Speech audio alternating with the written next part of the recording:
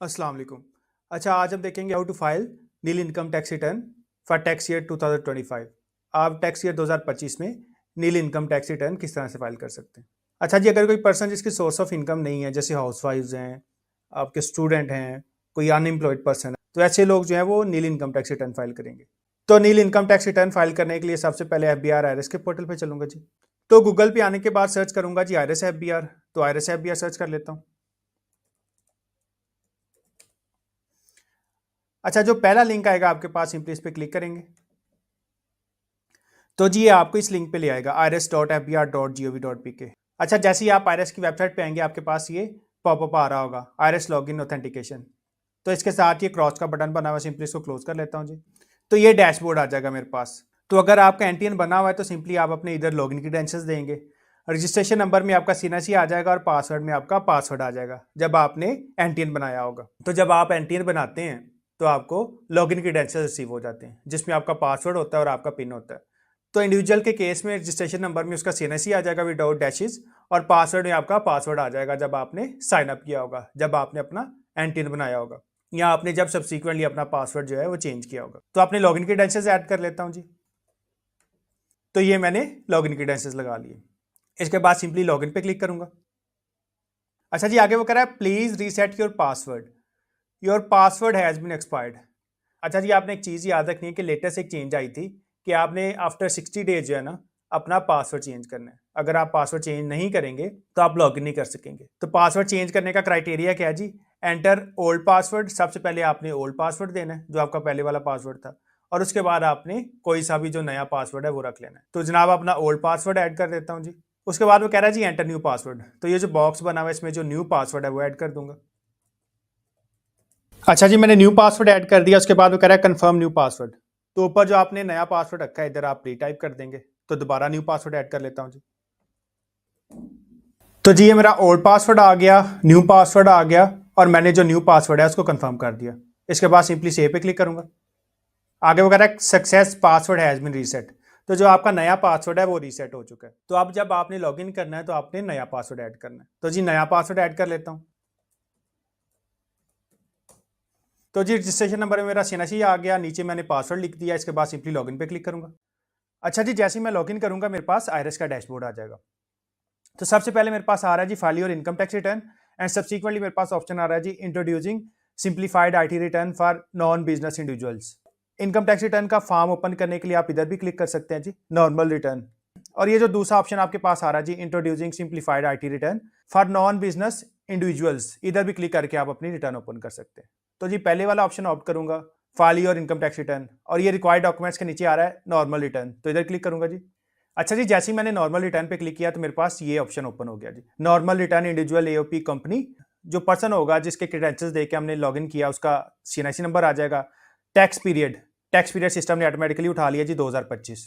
और tax period हमारा usually start होता है 1 जुलाई से लेकर 23 जून तक। 99% केसेस में जो आपका टैक्स ईयर होता है वो 1 जुलाई से स्टार्ट होता है और एंड होता है 30 जून को। अगर कोई इंडिविजुअल पर्सन साइन अप करता है IRS पे, अपना एंट्री बनाता है, तो उसका जो टैक्स पीरियड है वो ऑटोमेटिकली जुलाई से जून एंड होगा। ये जो नीचे हमारे पास टैक्स पीरियड आ रहा है 1 जुलाई 2024 से लेकर 30 जून 2025, इस पे क्लिक करेंगे। अच्छा जी, ये मेरा टैक्स पीरियड सेलेक्ट हो गया। उसके बाद सिंपली मैं कंटिन्यू पे क्लिक करूंगा जी। तो कंटिन्यू पे क्लिक करता हूं। तो ये जी मेरे पास इनकम टैक्स रिटर्न का फॉर्म ओपन हो गया, IRS 2.0 income tax return tax year 2025। अच्छा जी, वो कह रहा है start filing your income tax return. The tax year 2025 cycle runs from 1 July 2024 to 30 June 2025। The deadline for filing your income tax return is 30 सितंबर 2025। अच्छा जी, आगे वो हमें बता रहा है कि जो टैक्स ईयर 2025 की रिटर्न है उसका टैक्स पीरियड स्टार्ट होता है 1 जुलाई 2024 से और एंड होगा 30 जून 2025 पे, और इसकी जो डेडलाइन है वो 30 सितंबर 2025 आ रही है। Were you present in Pakistan for 183 days और more during the tax year 2025 from 1 July 2024 to 30 जून 2025। क्या आप पाकिस्तान में 183 डेज या इससे ज्यादा मौजूद थे या नहीं? अगर आप 183 डेज या मोर पाकिस्तान में मौजूद थे तो इसका मतलब यह है कि आप रेजिडेंट हैं। अगर आप रेजिडेंट हैं तो आप फिर रेजिडेंट वाली रिटर्न फाइल करेंगे। तो अगर तो आप पाकिस्तान में मौजूद थे तो आप क्लिक करेंगे यस पे। अब 183 डेज का मतलब क्या है? तो जनाब जो बंदा पाकिस्तान में 183 दिन या इससे ज्यादा रहा हो वो रेजिडेंट कंसीडर होगा। वो रेजिडेंट कंसीडर होगा, उसने अपनी पाकिस्तानी सोर्स पे भी टैक्स देना और फॉरेन सोर्स ऑफ इनकम पे भी टैक्स देना है। और अगर कोई बंदा 183 दिन या इससे ज्यादा पाकिस्तान से बाहर है तो वो नॉन रेजिडेंट कंसीडर होगा। उस बंदे ने सिर्फ अपनी लोकल इनकम, जो पाकिस्तान में इनकम उसने अर्न किया उस पर टैक्स देना है, फॉरेन सोर्स इनकम पे टैक्स नहीं देना। तो जी हम nil income tax return file कर रहे हैं और जिस बंदे की रिटर्न फाइल कर रहे हैं वो पाकिस्तान में सिचुएट कर रहा था 183 दिन या इससे ज्यादा, तो सिंपली यस पे क्लिक करूंगा। इसके बाद हम क्लिक करेंगे कंटिन्यू पे, तो कंटिन्यू पे क्लिक करता हूं जी। अच्छा जी, आगे वो कह रहा है your sources of income, our records indicate that you have received income during tax year 2025 यकम जुलाई 2024 से लेकर 30 जून 2025 from the preselected sources below. If you received from any additional sources during this period please select them and proceed to the next step. अच्छा जी, आगे वो कह रहा है कि हमारा रिकॉर्ड इंडिकेट कर रहा है कि आपने ड्यूरिंग टैक्स ईयर 2025 जो स्टार्ट हो रहा है जी जुलाई में और एंड हो रहा है 30 जून को, उसके दौरान आपने ये जो प्री सिलेक्टेड कॉलम्स हैं इनमें से इनकम अर्न की है। आगे वो कह रहा है कि अगर आपने किसी एडिशनल सोर्स इनकम अर्न किया तो जनाब उसको भी सिलेक्ट करें और नेक्स्ट पे क्लिक करें जी। अच्छा जी, आप देखें इनमें से कोई भी सिलेक्टेड नहीं है, ना ही सैलरी सिलेक्टेड है, ना ही पेंशन है, ना ही रेंट फ्रॉम प्रॉपर्टी और ना ही पेमेंट फॉर सर्विसेज। अगर आपका सैलरी के अगेंस्ट टैक्स कटा होता, आपको पेंशन रिसीव हो रही होती, आपका इनकम फ्रॉम प्रॉपर्टी के अगेंस्ट टैक्स डिडक्ट हुआ होता या आपका पेमेंट फॉर सर्विसेज के अगेंस्ट टैक्स डिडक्ट हुआ होता, तो ये ऑप्शन उसने ऑटोमेटिकली सिलेक्ट कर देने थे। आप सपोज कर लें अगर आपका सैलरी के अगेंस्ट टैक्स डिडक्ट हुआ होता तो ये जो आपका सैलरी वाला टैब है ये ऑटोमेटिकली सिलेक्ट हो जाता। मैं आपको सिलेक्ट करके दिखा देता हूँ। ये आपका जो सैलरी वाला टैब है ये हाईलाइटेड होता है और इसके साथ ये टिक का मार्क आ रहा होता, लेकिन क्योंकि हमारे केस में सैलरी पे भी टैक्स डिडक्ट नहीं था हुआ इस वजह से ये मार्क नहीं है, तो इसको अनचेक कर देता हूँ जी। क्योंकि हम कर रहे हैं नील इनकम टैक्स रिटर्न, ना हमारा कंसर्न है सैलरी के साथ, ना पेंशन के साथ, ना रेंट फ्रॉम प्रॉपर्टी और ना ही पेमेंट फॉर सर्विसेज। ये जो आपका सिंप्लीफाइड फॉर्म है ये specifically salary, pension, rent from property के लिए, और क्योंकि हम नील रिटर्न सबमिट कर रहे हैं तो आप क्लिक करेंगे जी पेमेंट फॉर सर्विसेज पे, तो पेमेंट फॉर सर्विसेज पे क्लिक करता हूँ।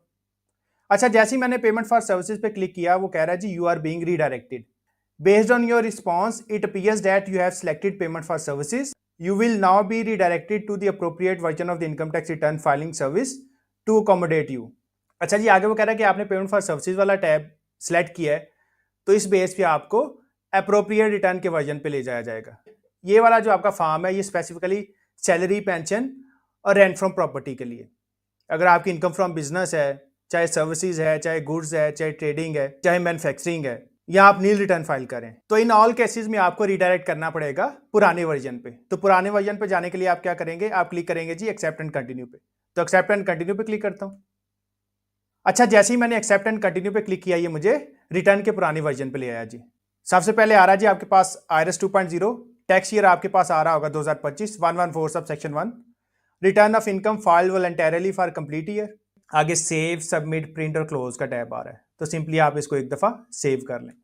तो ये डिफरेंट टैब्स आ रहे हैं आपके पास, ये देखें। सबसे पहला डाटा है, amortisation, depreciation, minimum tax, option out of PTR, payment, company director, attachment and attribute. तो हमारा कंसर्न रहेगा जी डाटा के साथ। डाटा के नीचे सबसे पहले आ रहा है जी employment, salary, property income, business, capital gain, other source, foreign sources / agriculture. तो क्योंकि हम nil income tax return file कर रहे हैं तो इस केस में आपको पता है कि हमारी कोई इनकम नहीं होगी। अगर हमारी कोई इनकम होती तो हम नील इनकम टैक्स रिटर्न क्यों फाइल करते। तो ये जितने भी आपके हेड्स ऑफ इनकम है, चाहे सैलरी है, प्रॉपर्टी है, बिजनेस है, कैपिटल गेन है, अदर सोर्स है, फॉरेन सोर्स / एग्रीकल्चर इनकम है, इससे हमारा कोई कंसर्न नहीं है। आप जाएंगे जी टैक्स चार्जेबल / पेमेंट्स पे, इस टैब के साथ हमारा कंसर्न होगा और इसके साथ ही एरो बना हुआ है, तो सिंपली इस पे क्लिक करूंगा जी। फर्दर नीचे चलता हूं, अभी आगे बता रहा है जी deductible allowances, tax chargeable, tax reductions, tax credits, capital assets, adjustable tax, average tax, final / fix / minimum / average / relevant / reduce tax, final fix tax, minimum tax, computations. तो जी हमारा कंसर्न होगा एडजस्टेबल टैक्स के साथ, और एडजस्टेबल टैक्स के साथ हमारा कंसर्न इस वजह से होगा कि चाहे आपकी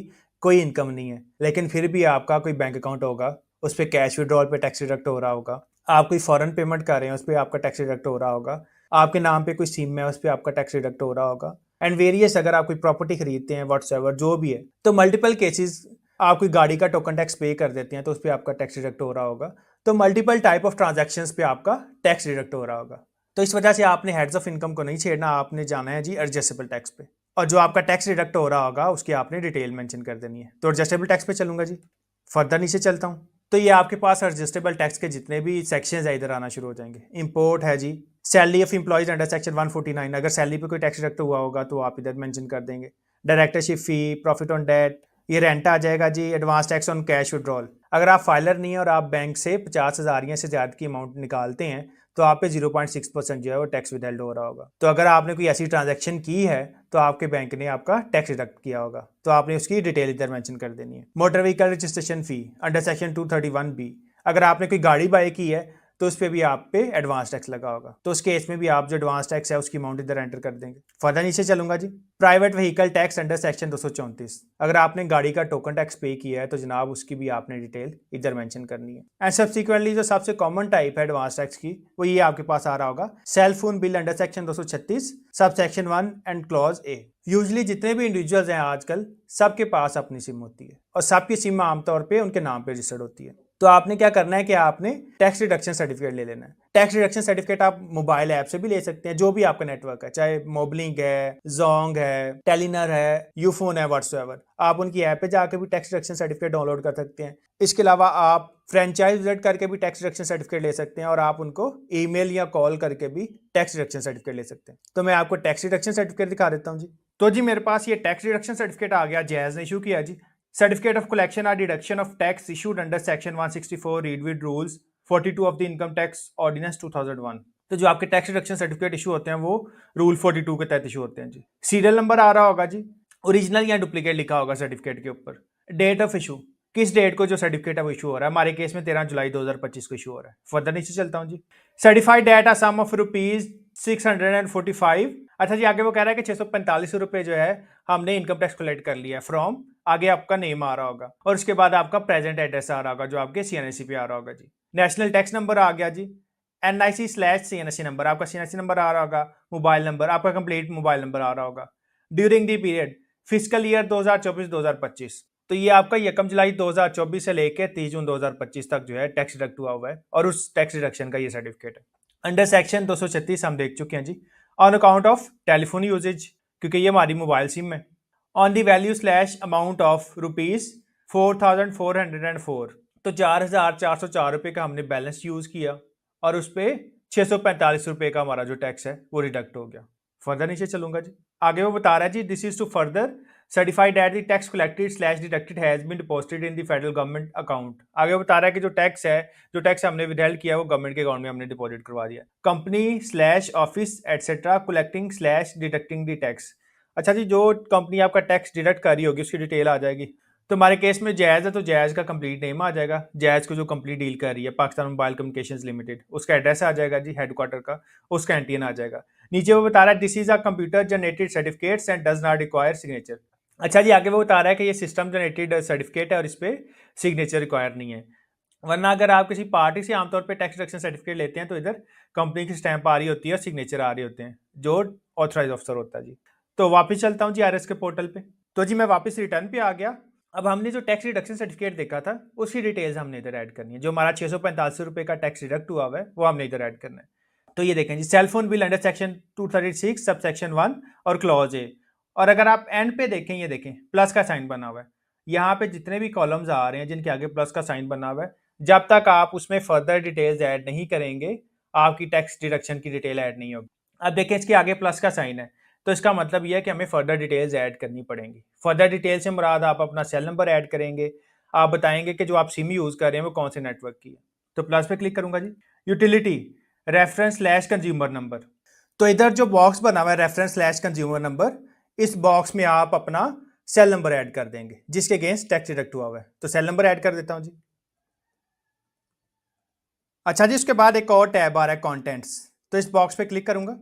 अच्छा, जैसे इस पे मैं क्लिक करूंगा जो जो इन्फॉर्मेशन रिक्वायर्ड होगी वो मेरे से डिमांड कर लेगा। यूटिलिटी टाइप गैस है या इलेक्ट्रिसिटी है, कमर्शियल है या रेजिडेंशियल है, यूटिलिटी कंपनी कौन सी कंपनी है, लेस्को है, फेस्को है, गैपको है, व्हाट्सएवर। अब हमारे केस में क्या आएगा जी, आपने सिंपल इधर कर देना है प्रीपेड, क्योंकि हमारा प्रीपेड नंबर है तो प्रीपेड लिख देता हूँ, कॉमा लगाएं और उसके बाद जो आपका नेटवर्क प्रोवाइडर है उसका नेम आ जाएगा। तो हमारे केस में मोबलिंक है तो मोबलिंक लिख देता हूँ जी और सिंपली आप सबमिट पे क्लिक कर देंगे। तो सबमिट पे क्लिक करता हूँ।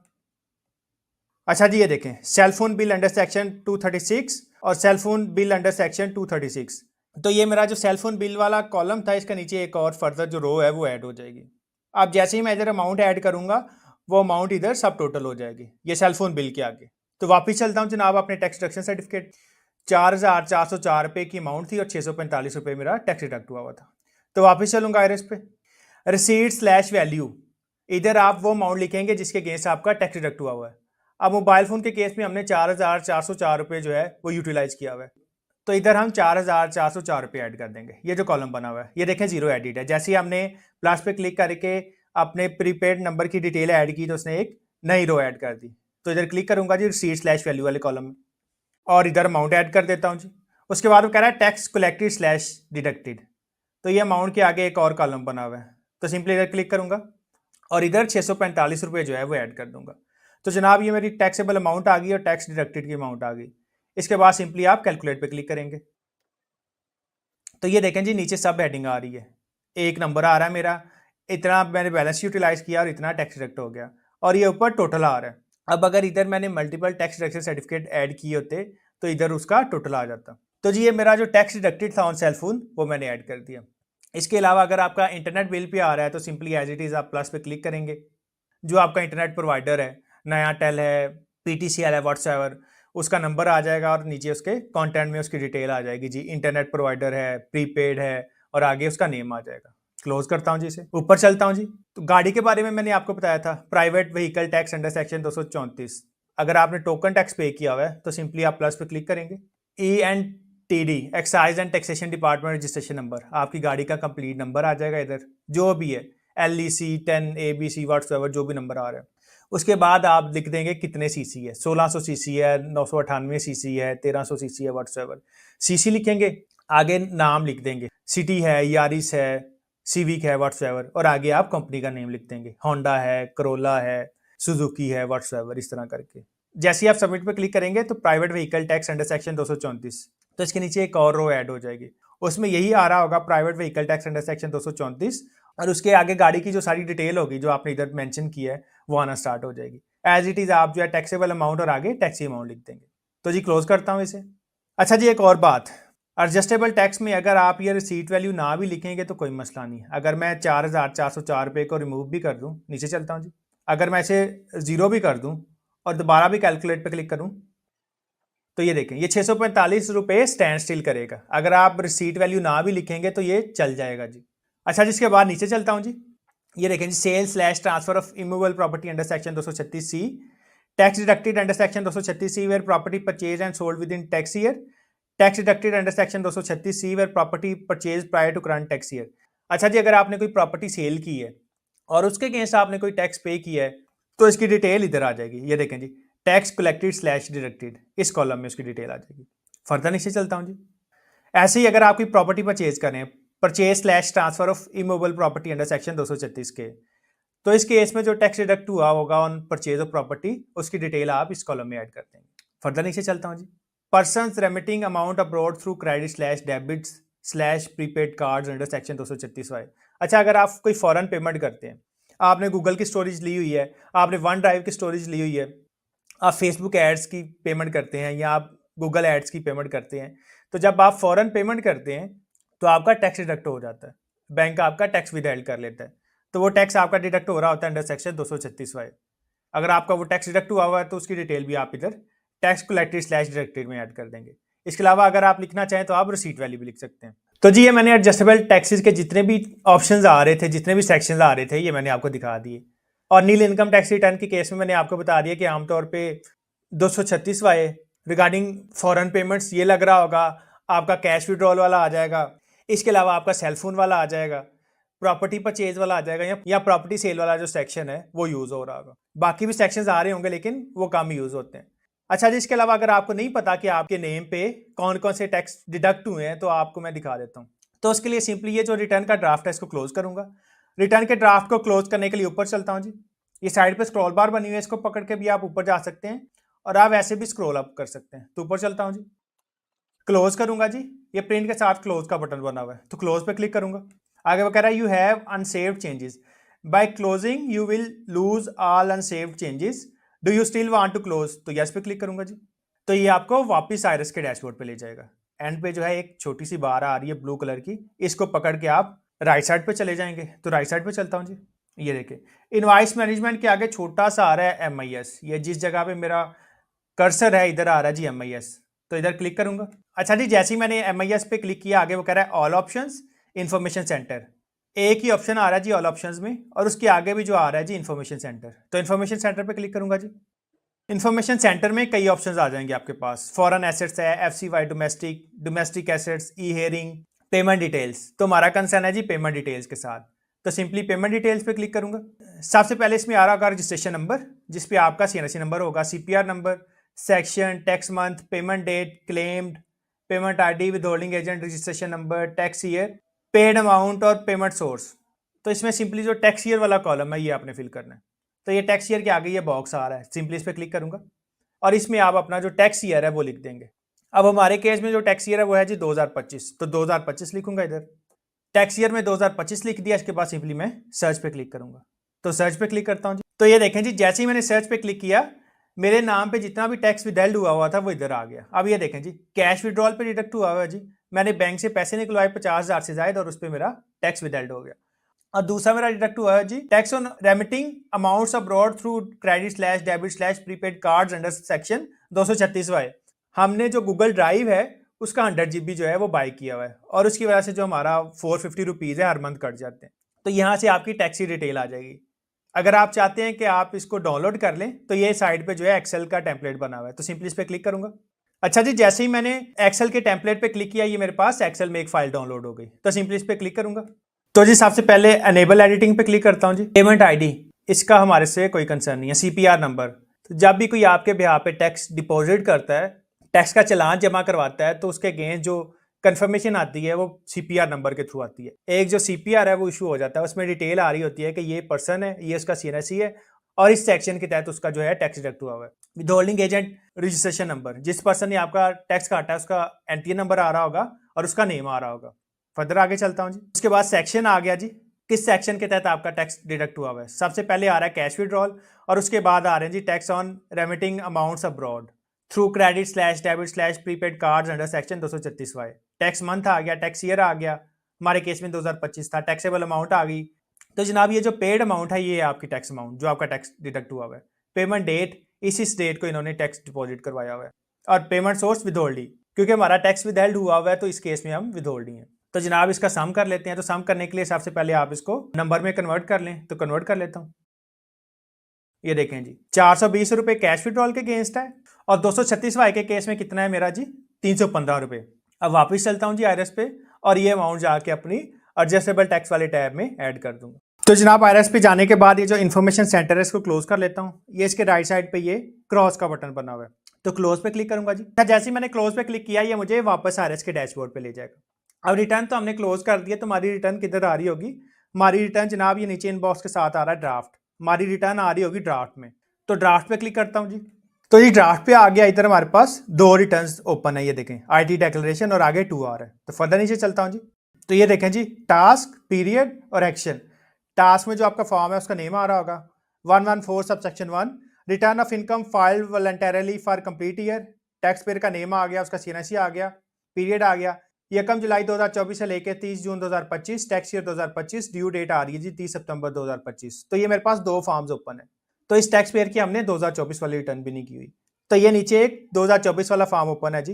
Return of income for a person deriving income only from salary and other sources eligible to file salary return. तो ये नीचे हमने सैलरी वाली रिटर्न जो है उसका ड्राफ्ट ओपन किया हुआ है। पीरियड हमारा आ रहा है जी 1 जुलाई 23 से लेकर 30 जून 2024, टैक्स ईयर 24 है, ड्यू डेट आ रही है 31 अक्टूबर 2024। ये हमने 2024 वाला फॉर्म ओपन किया हुआ है। तो जो भी आपने टास्क ओपन करना है उसके लिए आप जाएंगे एक्शन पे। ये देखें एक्शन, और एक्शन के नीचे ये 2 ऑप्शंस आ रहे हैं, एक पेंसिल बनी हुई है और एक ये डस्टबिन बनी हुई है। अगर आप ये डस्टबिन पे क्लिक करेंगे तो ये आपको ऑप्शन दे देगा कि आप ये फाइल डिलीट करना चाहते हैं कि नहीं।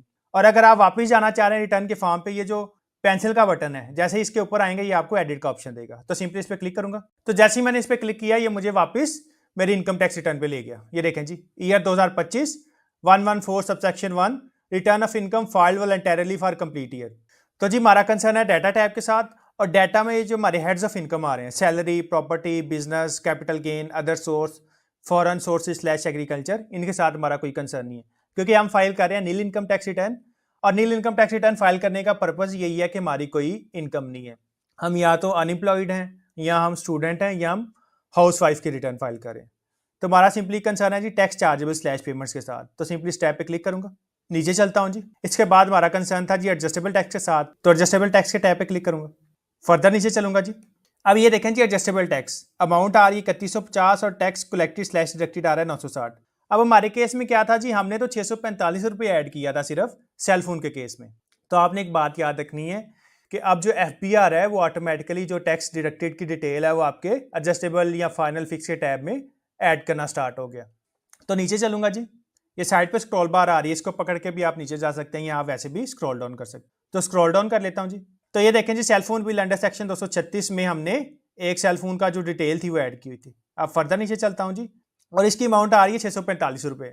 अब इसके अलावा और क्या आ रहा है पोर्टल में वो मैं आपको दिखा देता हूँ। फर्दर नीचे चलूंगा जी। अब ये देखें जी, persons remitting amount abroad through credit slash debit slash prepaid card under section 236Y।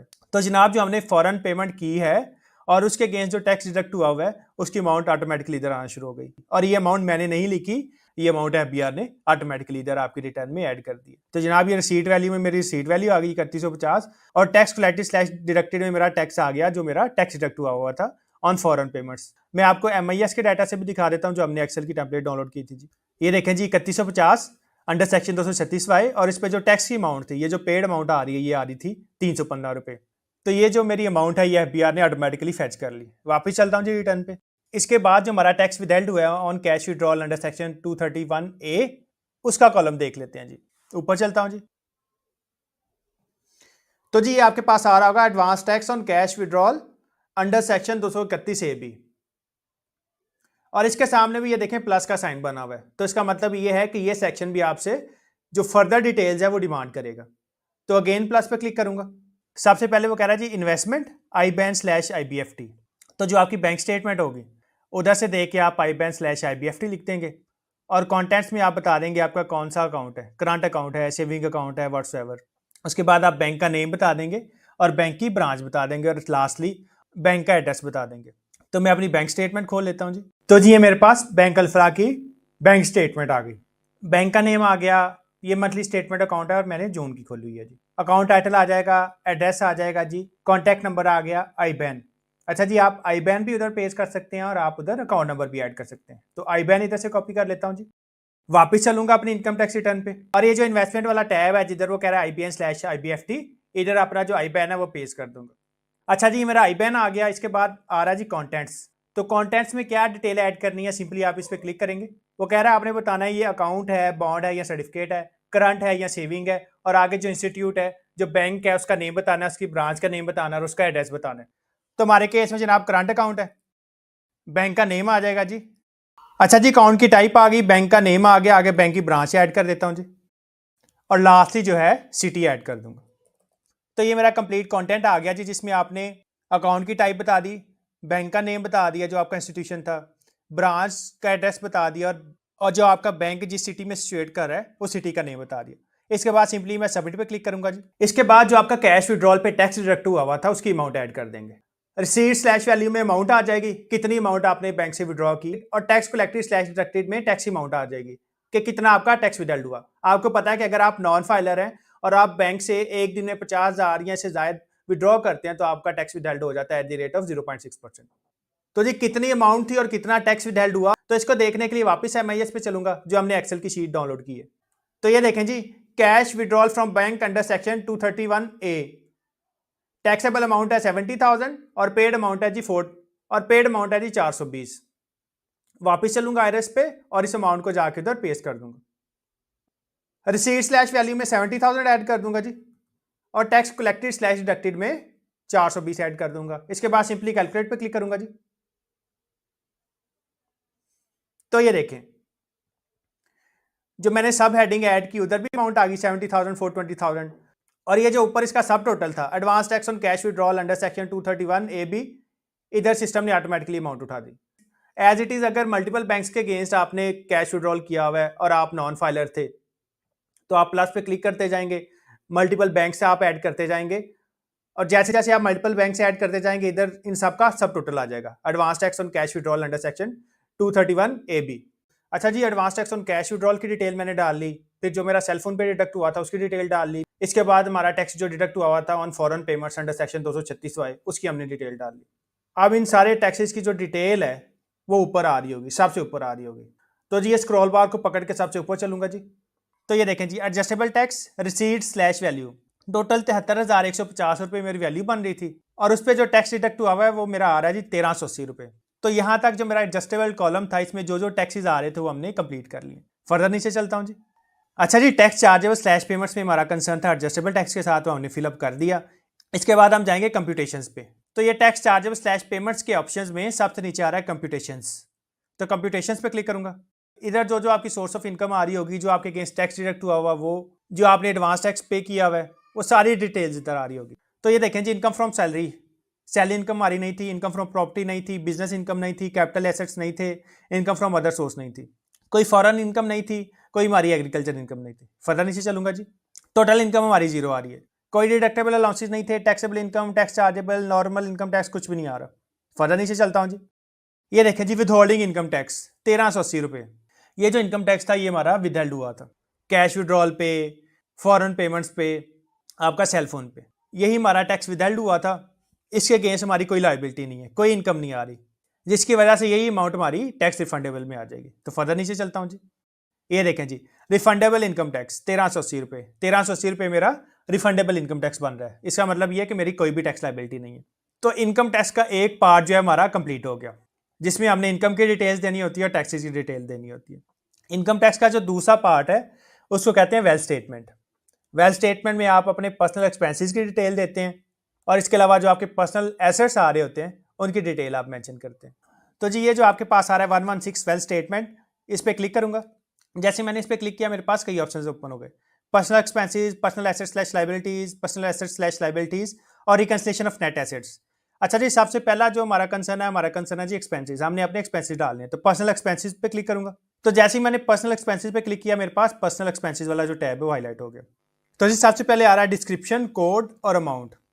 तो रिटर्न के जितने भी कॉलम्स आ रहे हैं उसको उन्होंने कोड्स में डिफाइन किया हुआ है, इससे हमारा कोई कंसर्न नहीं है। अच्छा जी, पर्सनल एक्सपेंसेस, रेंट। अच्छा जी, अगर आपने कोई घर रेंट पे लिया हुआ है और आप उसका रेंट पे कर रहे हैं तो उसकी अमाउंट आप ये अमाउंट वाले टैब में ऐड कर देंगे।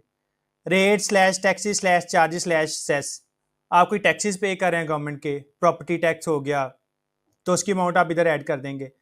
व्हीकल रनिंग स्लैश मेंटेनेंस, आपके पास कोई गाड़ी या कोई बाइक है तो उसके फ्यूल पे, उसकी मेंटेनेंस पे जो एक्सपेंस आ रहा है वो एस्टिमेटेड एक्सपेंस आप इधर ऐड कर देंगे। और आपको पता है एक्सपेंसेस आपने ऐड करने हैं 1 जुलाई 24 से लेके 30 जून 2025 के दरमियान। ट्रैवलिंग, अगर आपने कहीं ट्रैवल किया है मुल्क से बाहर या मुल्क में भी और आपके पास टिकट्स वगैरह मौजूद हैं, तो जो ट्रैवलिंग पे आपका एक्सपेंस आया आप इधर ये अमाउंट वाले टैब में ऐड कर देंगे। इलेक्ट्रिसिटी, जो आपने पिछले 12 महीनों का बिल दिया है जुलाई से लेके जून तक, वो आप ऐड कर देंगे। वाटर का बिल, गैस का बिल, टेलीफोन का आपको पता है कि आपका टैक्स डिडक्शन सर्टिफिकेट से आ जाएगा, तो वो हमारे केस में था 4,404 रुपये। तो टेलीफोन के आगे ये जो बॉक्स बना हुआ है इधर क्लिक करूंगा और इधर 4,404 रुपये ऐड कर दूंगा। अच्छा जी, मैंने टेलीफोन बिल ऐड कर दिया। इसके बाद सिंपली एक दफ़ा कैलकुलेट पे क्लिक करूंगा। आगे हमारे पास आ रहा है एसेट इंश्योरेंस स्लैश सिक्योरिटी। आपने किसी एसेट की कोई इंश्योरेंस करवाई हुई है, गाड़ी की इंश्योरेंस करवाई हुई है, गाड़ी की इंश्योरेंस करवाई हुई है, तो जो आप उस पर इंश्योरेंस प्रीमियम पे कर रहे हैं उसकी अमाउंट इधर आ जाएगी इस टैब में जी। मेडिकल, आपने कोई मेडिकल एक्सपेंसेस इंकर की है, हॉस्पिटल के बिल्स हैं, मेडिसिन के बिल्स हैं, वो आप इधर अमाउंट में ऐड कर देंगे। फर्दर नीचे चलता हूँ। एजुकेशनल, बच्चों की एजुकेशनल फ़ी है या अपनी एजुकेशनल फ़ी है तो इस अमाउंट वाले टैब में ऐड कर दूंगा। क्लब, किसी क्लब की मेंबरशिप ली हुई है तो उसकी अमाउंट आ जाएगी। फंक्शंस एंड गैदरिंग्स, आपने कोई शादी ब्याह पे खर्चा कर दिया तो उसकी अमाउंट आ जाएगी। डोनेशन, ज़कात, annuity, profit on debt, life insurance premium etcetera. आपने कोई डोनेशन दे दी है, आपने कोई ज़कात दे दी है, आपने कोई मार्कअप पे कर दिया, आपने बैंक से कोई लोन लिया हुआ था, आपने इस पर मार्कअप पे कर दिया, आपने कोई लाइफ इंश्योरेंस प्रीमियम पे कर दिया, आपकी लाइफ इंश्योरेंस पॉलिसी थी और आपने उस पर प्रीमियम पे किया है तो उसकी अमाउंट आप इधर ऐड कर देंगे। उसके बाद आ रहा जी other personal slash household expenses, जो आपके ग्रॉसरी के एक्सपेंसिस हैं, घर को चलाने के एक्सपेंसिस हैं, वो आप इधर मेंशन कर देंगे। अच्छा, अगर आपको ऊपर सारे एक्सपेंसिस का नहीं भी आइडिया तो आप एक क्लब्ड अमाउंट जो है other personal slash household expenses में ऐड कर सकते हैं। लेकिन क्योंकि हमारे केस में आपको पता है हम तो फाइल कर रहे हैं नील इनकम टैक्स रिटर्न, तो आप सपोज कर लें कि हमारे केस में जो हाउस होल्ड एक्सपेंसिस हैं वो 1 लाख है, तो 1 लाख इधर ऐड कर देता हूँ। इसके बाद सिंपली कैलकुलेट पे क्लिक करूंगा। अच्छा जी, आपको पता है कि हम nil income tax return file कर रहे हैं, तो नील इनकम टैक्स रिटर्न में हमारे अपने एक्सपेंसेस तो होंगे नहीं क्योंकि हमारे पास तो पैसे नहीं आ रहे। तो इसमें क्या होगा, इसमें आपके फैमिली मेंबर्स आपको कंट्रीब्यूट कर रहे होंगे। अगर कोई स्टूडेंट है तो उसके पेरेंट्स उसको खर्चा दे रहे होंगे, अगर कोई वाइफ है तो उसका हस्बैंड उसको खर्चा दे रहा होगा। तो अगर आपने 1 लाख का एक्सपेंस किया है तो ये नीचे आ रहा है contribution in expenses by family members, आपके खर्चों में आपकी फैमिली मेंबर्स ने कितना कंट्रीब्यूट किया। अब एक हस्बैंड है वो अपनी वाइफ को 1.5 लाख देता है साल का। अब जो वाइफ है वो 1.5 लाख से ही खर्चा करेगी ना, तो इधर सपोज कर लें कि मैं 1.5 लाख ऐड कर देता हूँ। अच्छा, इसको कैलकुलेट करने से पहले मैं आपको दिखा दूँ, अभी तक जो मेरे पर्सनल एक्सपेंसेस हैं वो 1,04,404 रुपये आ रहे हैं। 4,404 रुपये मेरे टेलीफोन के एक्सपेंसेस थे और 1 लाख मेरे ग्रॉसरी के एक्सपेंसेस थे। अब जो मुझे फैमिली से कंट्रीब्यूशन मिली है वो है जी 1.5 लाख।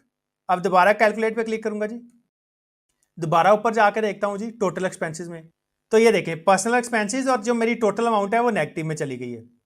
मुझे 1.5 लाख मिला है और उसमें से मैंने 1,04,404 रुपये खर्च किए हैं। 45,596 मेरे पास सरप्लस में पड़ा हुआ है। तो इतनी अमाउंट से ऑटोमेटिकली जो आपके पास कैश पड़ा हुआ है, कैश इन हैंड, वो बढ़ जाएगा। तो जी आपके एक्सपेंसेस जो है ये माइनस में चले गए हैं। और आपके एक्सपेंसेस माइनस में इस वजह से गए हैं कि जो आपको पैसे मिले हैं फैमिली मेंबर्स से वो ज़्यादा थे और जो आपने पैसे खर्चे हैं वो कम है। तो ये जो 45,596 है इससे आपके एसेट्स बढ़ जाएंगे। अगर आपके पास पैसे नहीं बढ़े, ये पैसे आप अपनी वेल्थ स्टेटमेंट में एडजस्ट करेंगे। मैं आपको दिखा भी देता हूँ जी। तो ये जी मेरे पर्सनल एक्सपेंसेस जो हैं ये ओके हो गए। इसके बाद हम जाएंगे जी पर्सनल एसेट्स स्लैश लाइबिलिटीज़ पे। तो पर्सनल एक्सपेंसेस के नीचे जो आ रहा है पर्सनल एसेट्स स्लैश लाइबिलिटीज़, इस पर क्लिक करूंगा तो ये मुझे पर्सनल एसेट्स स्लैश लाइबिलिटीज़ वाले टैब पे ले जाएगा। अच्छा जी, सबसे पहले आ रहा है डिस्क्रिप्शन कोड अमाउंट। आपको पता है इनकम टैक्स रिटर्न के पार्ट में भी, एक्सपेंसेस में भी और अभी पर्सनल एसेट्स स्लैश लाइबिलिटीज़ में भी यही क्राइटेरिया आ रहा है। सबसे पहले आ रहा है जी मेरे पास एग्रीकल्चर प्रॉपर्टी। अगर आपके पास कोई एग्रीकल्चर प्रॉपर्टी है, कोई ज़मीन है, उसकी डिटेल आपने इधर मेंशन कर देनी है। आप खेती बाड़ी कर रहे हैं, आपके नाम पे कोई एकड़ है, कोई कनाल्स हैं, कोई वीगा है, व्हाट्सएवर जो भी है, उसकी डिटेल आपने इधर ऐड कर देनी है। आप सपोज कर लें कि हमारे नाम पे कोई एग्रीकल्चर प्रॉपर्टी है, तो एग्रीकल्चर प्रॉपर्टी को ऐड करने के लिए जो प्लस का साइन है इस पर आप क्लिक करेंगे। तो जैसे ही आपने प्लस का साइन पे क्लिक किया, एज इट इज़ आपसे वो फर्दर डिटेल मांग रहा है।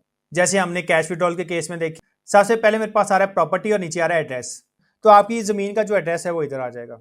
उसके बाद आ रहा है जी कॉन्टेंट्स। तो कॉन्टेंट्स पे क्लिक करता हूँ। आगे आपने बताना है कमर्शियल है, रेजिडेंशियल है या एग्रीकल्चरल है, हाउस है, फ्लैट है, प्लॉट है, व्हाट्सएवर। एरिया आ जाएगा, सिटी आ जाएगी। तो एग्रीकल्चर प्रॉपर्टी के केस में आपने क्या बताना है, आपने सबसे पहले तो बताना है उसका एड्रेस, किस गांव में है, किस मौजा में है, क्या खेवट नंबर है, क्या खतूनी नंबर है उसका। उसके बाद आपने बताना है कितने एकड़ है या कितने कनाल है, और उसके बाद आपने डिस्ट्रिक्ट बता देना या सिटी बता देनी है। तो जी एड्रेस ऐड कर लेता हूँ। तो एड्रेस ऐड करने के लिए जो प्रॉपर्टी लिखा हुआ है इस कॉलम में क्लिक करूंगा और जहां हमारी लैंड लोकेट कर रही है एग्रीकल्चरल लैंड, उसका एड्रेस लिख दूंगा जी। अच्छा जी, मेरा प्रॉपर्टी का एड्रेस आ गया। नीचे कंटेंट्स पे क्लिक करूंगा। अच्छा जी, आप वो पूछा है कमर्शियल है या रेजिडेंशियल है, हमारे केस में एग्रीकल्चरल है, तो एग्री लैंड लिख देता हूँ। आगे आपने एरिया लिख देना है, तो मैं सपोज करें 74 के नाम लिख देता हूँ। उसके बाद आपने तहसील और डिस्ट्रिक्ट का नेम लिख देना है, तो तहसील और डिस्ट्रिक्ट का नेम लिख देता हूँ जी। अच्छा जी, ये मेरी प्रॉपर्टी का एड्रेस आ गया, कंप्लीट एड्रेस आ गया, साथ में मैंने बता दिया खेवट नंबर, खतूनी नंबर, व्हाट्सएवर। कॉन्टेंट्स में मैं बता रहा हूँ कि एग्रीकल्चर लैंड है, कितने कनाल की है वो आ गया जी, तहसील आ गई मेरी और डिस्ट्रिक्ट आ गया। इसके बाद सिंपली मैं सबमिट पे क्लिक करूंगा। तो सबमिट पे क्लिक करता हूँ जी, तो ये देखें एग्रीकल्चर प्रॉपर्टी के नीचे मेरी एक प्रॉपर्टी ऐड हो गई। ये देखें एग्रीकल्चर प्रॉपर्टी और नीचे कंप्लीट एड्रेस आ रहा है उसका। तो जी इसे कैलकुलेट कर लेता हूँ जी एक दफ़ा। जैसे कैलकुलेट किया साथ में सेव भी हो गया। अब ये कह रहा है अमाउंट के नीचे वैल्यू आ रही है मेरी 0। तो जितने की आपने लैंड खरीदी हुई है आप उसकी वैल्यू ऐड कर देंगे। आप सपोज कर लें कि ये हमने खरीदी थी 25 लाख की, तो 25 लाख ऐड कर देता हूँ। दोबारा कैलकुलेट पे क्लिक करूंगा जी, तो ये देखें ये सब हेडिंग थी और ऊपर जो एग्रीकल्चर प्रॉपर्टी की टोटल हेडिंग है उसमें मेरी वैल्यू आ गई 25 लाख। नीचे भी 25 लाख आ गया, ऊपर भी 25 लाख आ गया। प्रॉपर्टी की वैल्यू आप कहाँ से देख सकते हैं, जो आपकी रजिस्ट्री होगी ना उसके ऊपर प्रॉपर्टी की वैल्यू आ रही होगी। अब ये भी तो हो सकता है ना कि आपको प्रॉपर्टी थ्रू सक्सेशन या थ्रू इनहेरिटेंस मिली हो। सपोज कर लें कि आपके फादर के नाम पे प्रॉपर्टी थी, एग्रीकल्चर लैंड थी आपके फादर के नाम पे, आपके फादर की डेथ हो गई, उसके बाद सक्सेशन सर्टिफिकेट बनेगा और प्रॉपर्टी जो भी उनके लीगल एयर्स हैं उनमें डिवाइड हो जाएगी। तो उस केस में हमने प्रॉपर्टी को कैसे ऐड करना है तो वो देख लेते हैं। तो जी एग्रीकल्चर लैंड को दोबारा ऐड करने के लिए दोबारा प्लस पे क्लिक करूंगा। सबसे पहले वो कह रहा है जी प्रॉपर्टी और एड्रेस, तो एड्रेस ऐड कर लेता हूँ जी, जहाँ पे हमारी एग्रीकल्चर लैंड जो है वो सिचुएट कर रही है। गाँव का नेम, मौजा का नेम, खेवट, खतूनी नेम, व्हाट्सएवर जो है वो ऐड कर लूँगा। एड्रेस आ गया। उसके बाद कॉन्टेंट्स पे जाऊँगा, एग्री लैंड लिख दें, कितने कनाल की है वो आ जाएगी जी, सपोज कर लें 10 कनाल्स है। उसके आगे तहसील और डिस्ट्रिक्ट का नेम आ जाएगा, तो तहसील एंड डिस्ट्रिक्ट लिख लेता हूँ जी। अब इनहेरिटेंस के केस में आपने प्रॉपर्टी के कॉन्टेंट्स के लास्ट पे लिख देना है जी, ये देखिए डैश लगा के इनहेरिटेड, क्योंकि जो आपको प्रॉपर्टी विरासत में मिली है उस पर आपने कोई भी कॉस्ट बियर नहीं की। जो इनहेरिटेड प्रॉपर्टी है उसकी वैल्यू आपकी वेल्थ स्टेटमेंट में 0 आएगी, तो इनहेरिटेड लिख दें जी। तो ये देखें कॉन्टैक्ट्स में मैंने एग्रीकल्चर लैंड लिख दिया, उसका मेजरमेंट एरिया लिख दिया 10 कनाल, तहसील एंड डिस्ट्रिक्ट का नेम लिख दिया और लास्ट पे इनहेरिटेड लिख दिया। इसके बाद सिंपली सबमिट पे क्लिक करूंगा। तो ये देखें, पहले मेरी एक प्रॉपर्टी थी 2.5 मिलियन की, दूसरी प्रॉपर्टी मेरी इनहेरिटेड थी और उसकी वैल्यू 0 आ गई, क्योंकि इसको अक्वायर करने के लिए मैंने कोई कॉस्ट पे नहीं की। दोबारा कैलकुलेट पे क्लिक करूंगा जी। अच्छा, जिसके बाद आ रहा है commercial, industrial, residential property, non business. अगर आपके पास कोई रेजिडेंशियल प्रॉपर्टी है, कोई घर है, कोई फ्लैट है, कोई प्लॉट है, कोई कमर्शियल प्रॉपर्टी है, कोई दुकान है, कोई प्लाजा है, या कोई इंडस्ट्रियल प्रॉपर्टी है, कोई फैक्ट्री बिल्डिंग है, व्हाट्सएवर, तो उसकी डिटेल इधर आएगी कमर्शियल, इंडस्ट्रियल, रेजिडेंशियल में। तो ये जो कमर्शियल, इंडस्ट्रियल, रेजिडेंशियल प्रॉपर्टी के आगे प्लस बना हुआ है, सिंपली प्लस पे क्लिक करूंगा। अब ये देखिए प्रॉपर्टी और आगे कह रहा है एड्रेस। तो अगर आपका घर है तो घर का कंप्लीट एड्रेस आ जाएगा, प्लॉट है तो प्लॉट का कंप्लीट एड्रेस आ जाएगा। अब सपोज कर ले हमारे केस में प्लॉट है, तो प्लॉट लिख देता हूँ जी। तो जी मैंने प्लॉट का नंबर लिख दिया, स्ट्रीट नंबर लिख दिया, सोसाइटी का कौन सा फेज था वो लिख दिया और कौन सी सोसाइटी थी वो लिख दिया, मतलब कि एड्रेस का कंप्लीट नेम लिख दिया। अब सपोज कर लें house number 1, street number 1, ABC society और ABC सेक्टर, जो भी आप लिख लें। कॉन्टेंट्स पे क्लिक करूंगा। अब कॉन्टेंट्स में वो पूछा है कमर्शियल है या रेजिडेंशियल है, तो इधर आप प्लॉट लिख दें या रेजिडेंशियल प्लॉट लिख दें। आगे एरिया लिख देंगे, एरिया हमारे केस में 5 मरला है और लास्टली आपने सिटी लिख देनी है। तो जी कॉन्टेंट्स की डिटेल ऐड कर लेता हूँ। तो जनाब मेरे पास प्लॉट था, प्लॉट की डिटेल ऐड कर दी और कॉन्टेंट्स में उसके पर्टिकुलर्स ऐड कर दिए कि रेजिडेंशियल है या कमर्शियल है, कितने मरला का है और कौन सा सिटी है। तो सिंपली दोबारा सबमिट पे क्लिक करूंगा। तो ये देखें जी, कमर्शियल, इंडस्ट्रियल, रेजिडेंशियल प्रॉपर्टी के नीचे एक और प्रॉपर्टी ऐड हो गई है। इसकी वैल्यू ऐड कर लेता हूँ जी, जितने का मैंने ये प्लॉट बाय किया था। अगेन कैलकुलेट पे क्लिक करूंगा। अच्छा जी, ये मेरा प्लॉट हो गया। ऐसे ही अगर मैंने हाउस जो है सिलेक्ट करना है तो दोबारा प्लस पे क्लिक करूंगा। प्रॉपर्टी के टैब के नीचे आ रहा है एड्रेस, तो हाउस का एड्रेस लिख दूंगा जी। हाउस लिख दें, जो उसका एरिया वो आ जाएगा जी, और आगे सिटी आ जाएगी, तो सिटी लिख देता हूँ एंड अगेन सबमिट पे क्लिक करूंगा और जितने का आपने घर बाय किया उसकी वैल्यू आ जाएगी। दोबारा कैलकुलेट पे क्लिक करूंगा। अच्छा, जैसे हमने एग्रीकल्चर लैंड में आपको बताया था कि अगर आपको लैंड थ्रू सक्सेशन या इनहेरिटेंस ट्रांसफर हो रही है तो उसकी वैल्यू 0 आएगी।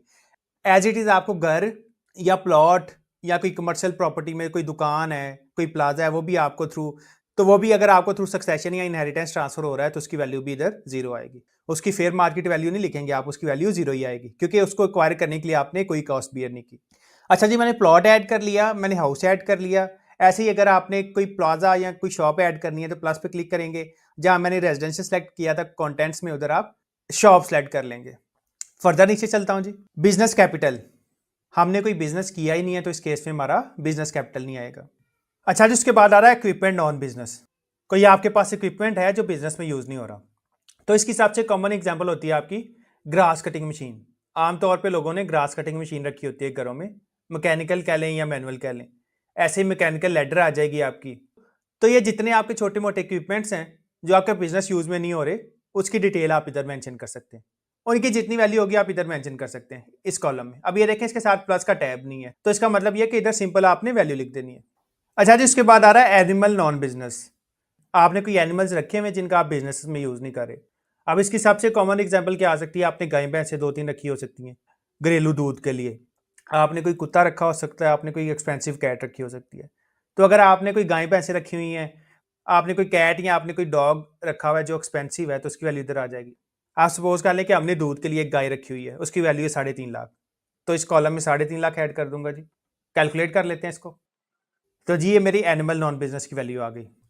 अच्छा जी, उसके बाद आ रहा है investment non business account slash annuity slash bond slash certificate slash debenture slash deposit slash fund slash instrument slash policy slash share slash stock slash unit etcetera. अगर आपने इन्वेस्टमेंट की हुई है शेयर्स में, स्टॉक्स में, डिबेंचर्स में, कोई insurance policy है, किसी इंस्ट्रूमेंट में है, किसी फंड में है, तो इसकी डिटेल आप इधर ऐड कर देंगे। अब ये देखें, इसके साथ प्लस का बटन बना हुआ है, तो इसका मतलब ये है कि इधर आपने फर्दर डिटेल ऐड करनी है।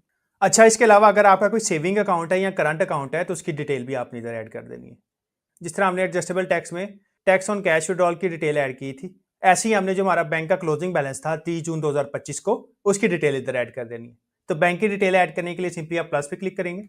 तो एज इट इज वो पूछ रहा है आईबैन नंबर, जैसे उधर पूछ रहा था। और कॉन्टैक्ट्स में आपको पता है कि अकाउंट की टाइप पूछ रहा होगा, करंट अकाउंट है, सेविंग अकाउंट है, बैंक का नेम पूछ रहा होगा, ब्रांच का नेम और एड्रेस पूछ रहा होगा। तो जनाब इन्वेस्टमेंट वाले टैब में अपने बैंक का आईबैन लिख दूंगा ये जी मेरे बैंक का आईबैन आ गया। आप खाली अकाउंट नंबर भी लिख सकते हैं, आप पूरा आईबैन ना भी लिखेंगे कोई मसला नहीं है। नीचे कॉन्टैक्ट्स में चलता हूँ जी। करंट अकाउंट था हमारे केस में, बैंक का नेम आ जाएगा, ब्रांच का नेम आ जाएगा जी, और लास्टली सिटी का नेम आ जाएगा। तो जी मेरा अकाउंट नंबर आ गया, अकाउंट की डिटेल्स आ गई, ब्रांच का एड्रेस आ गया। सिंपली उसके बाद सबमिट पे क्लिक करूंगा। इसके बाद कैलकुलेट पे क्लिक कर लेता हूँ जी।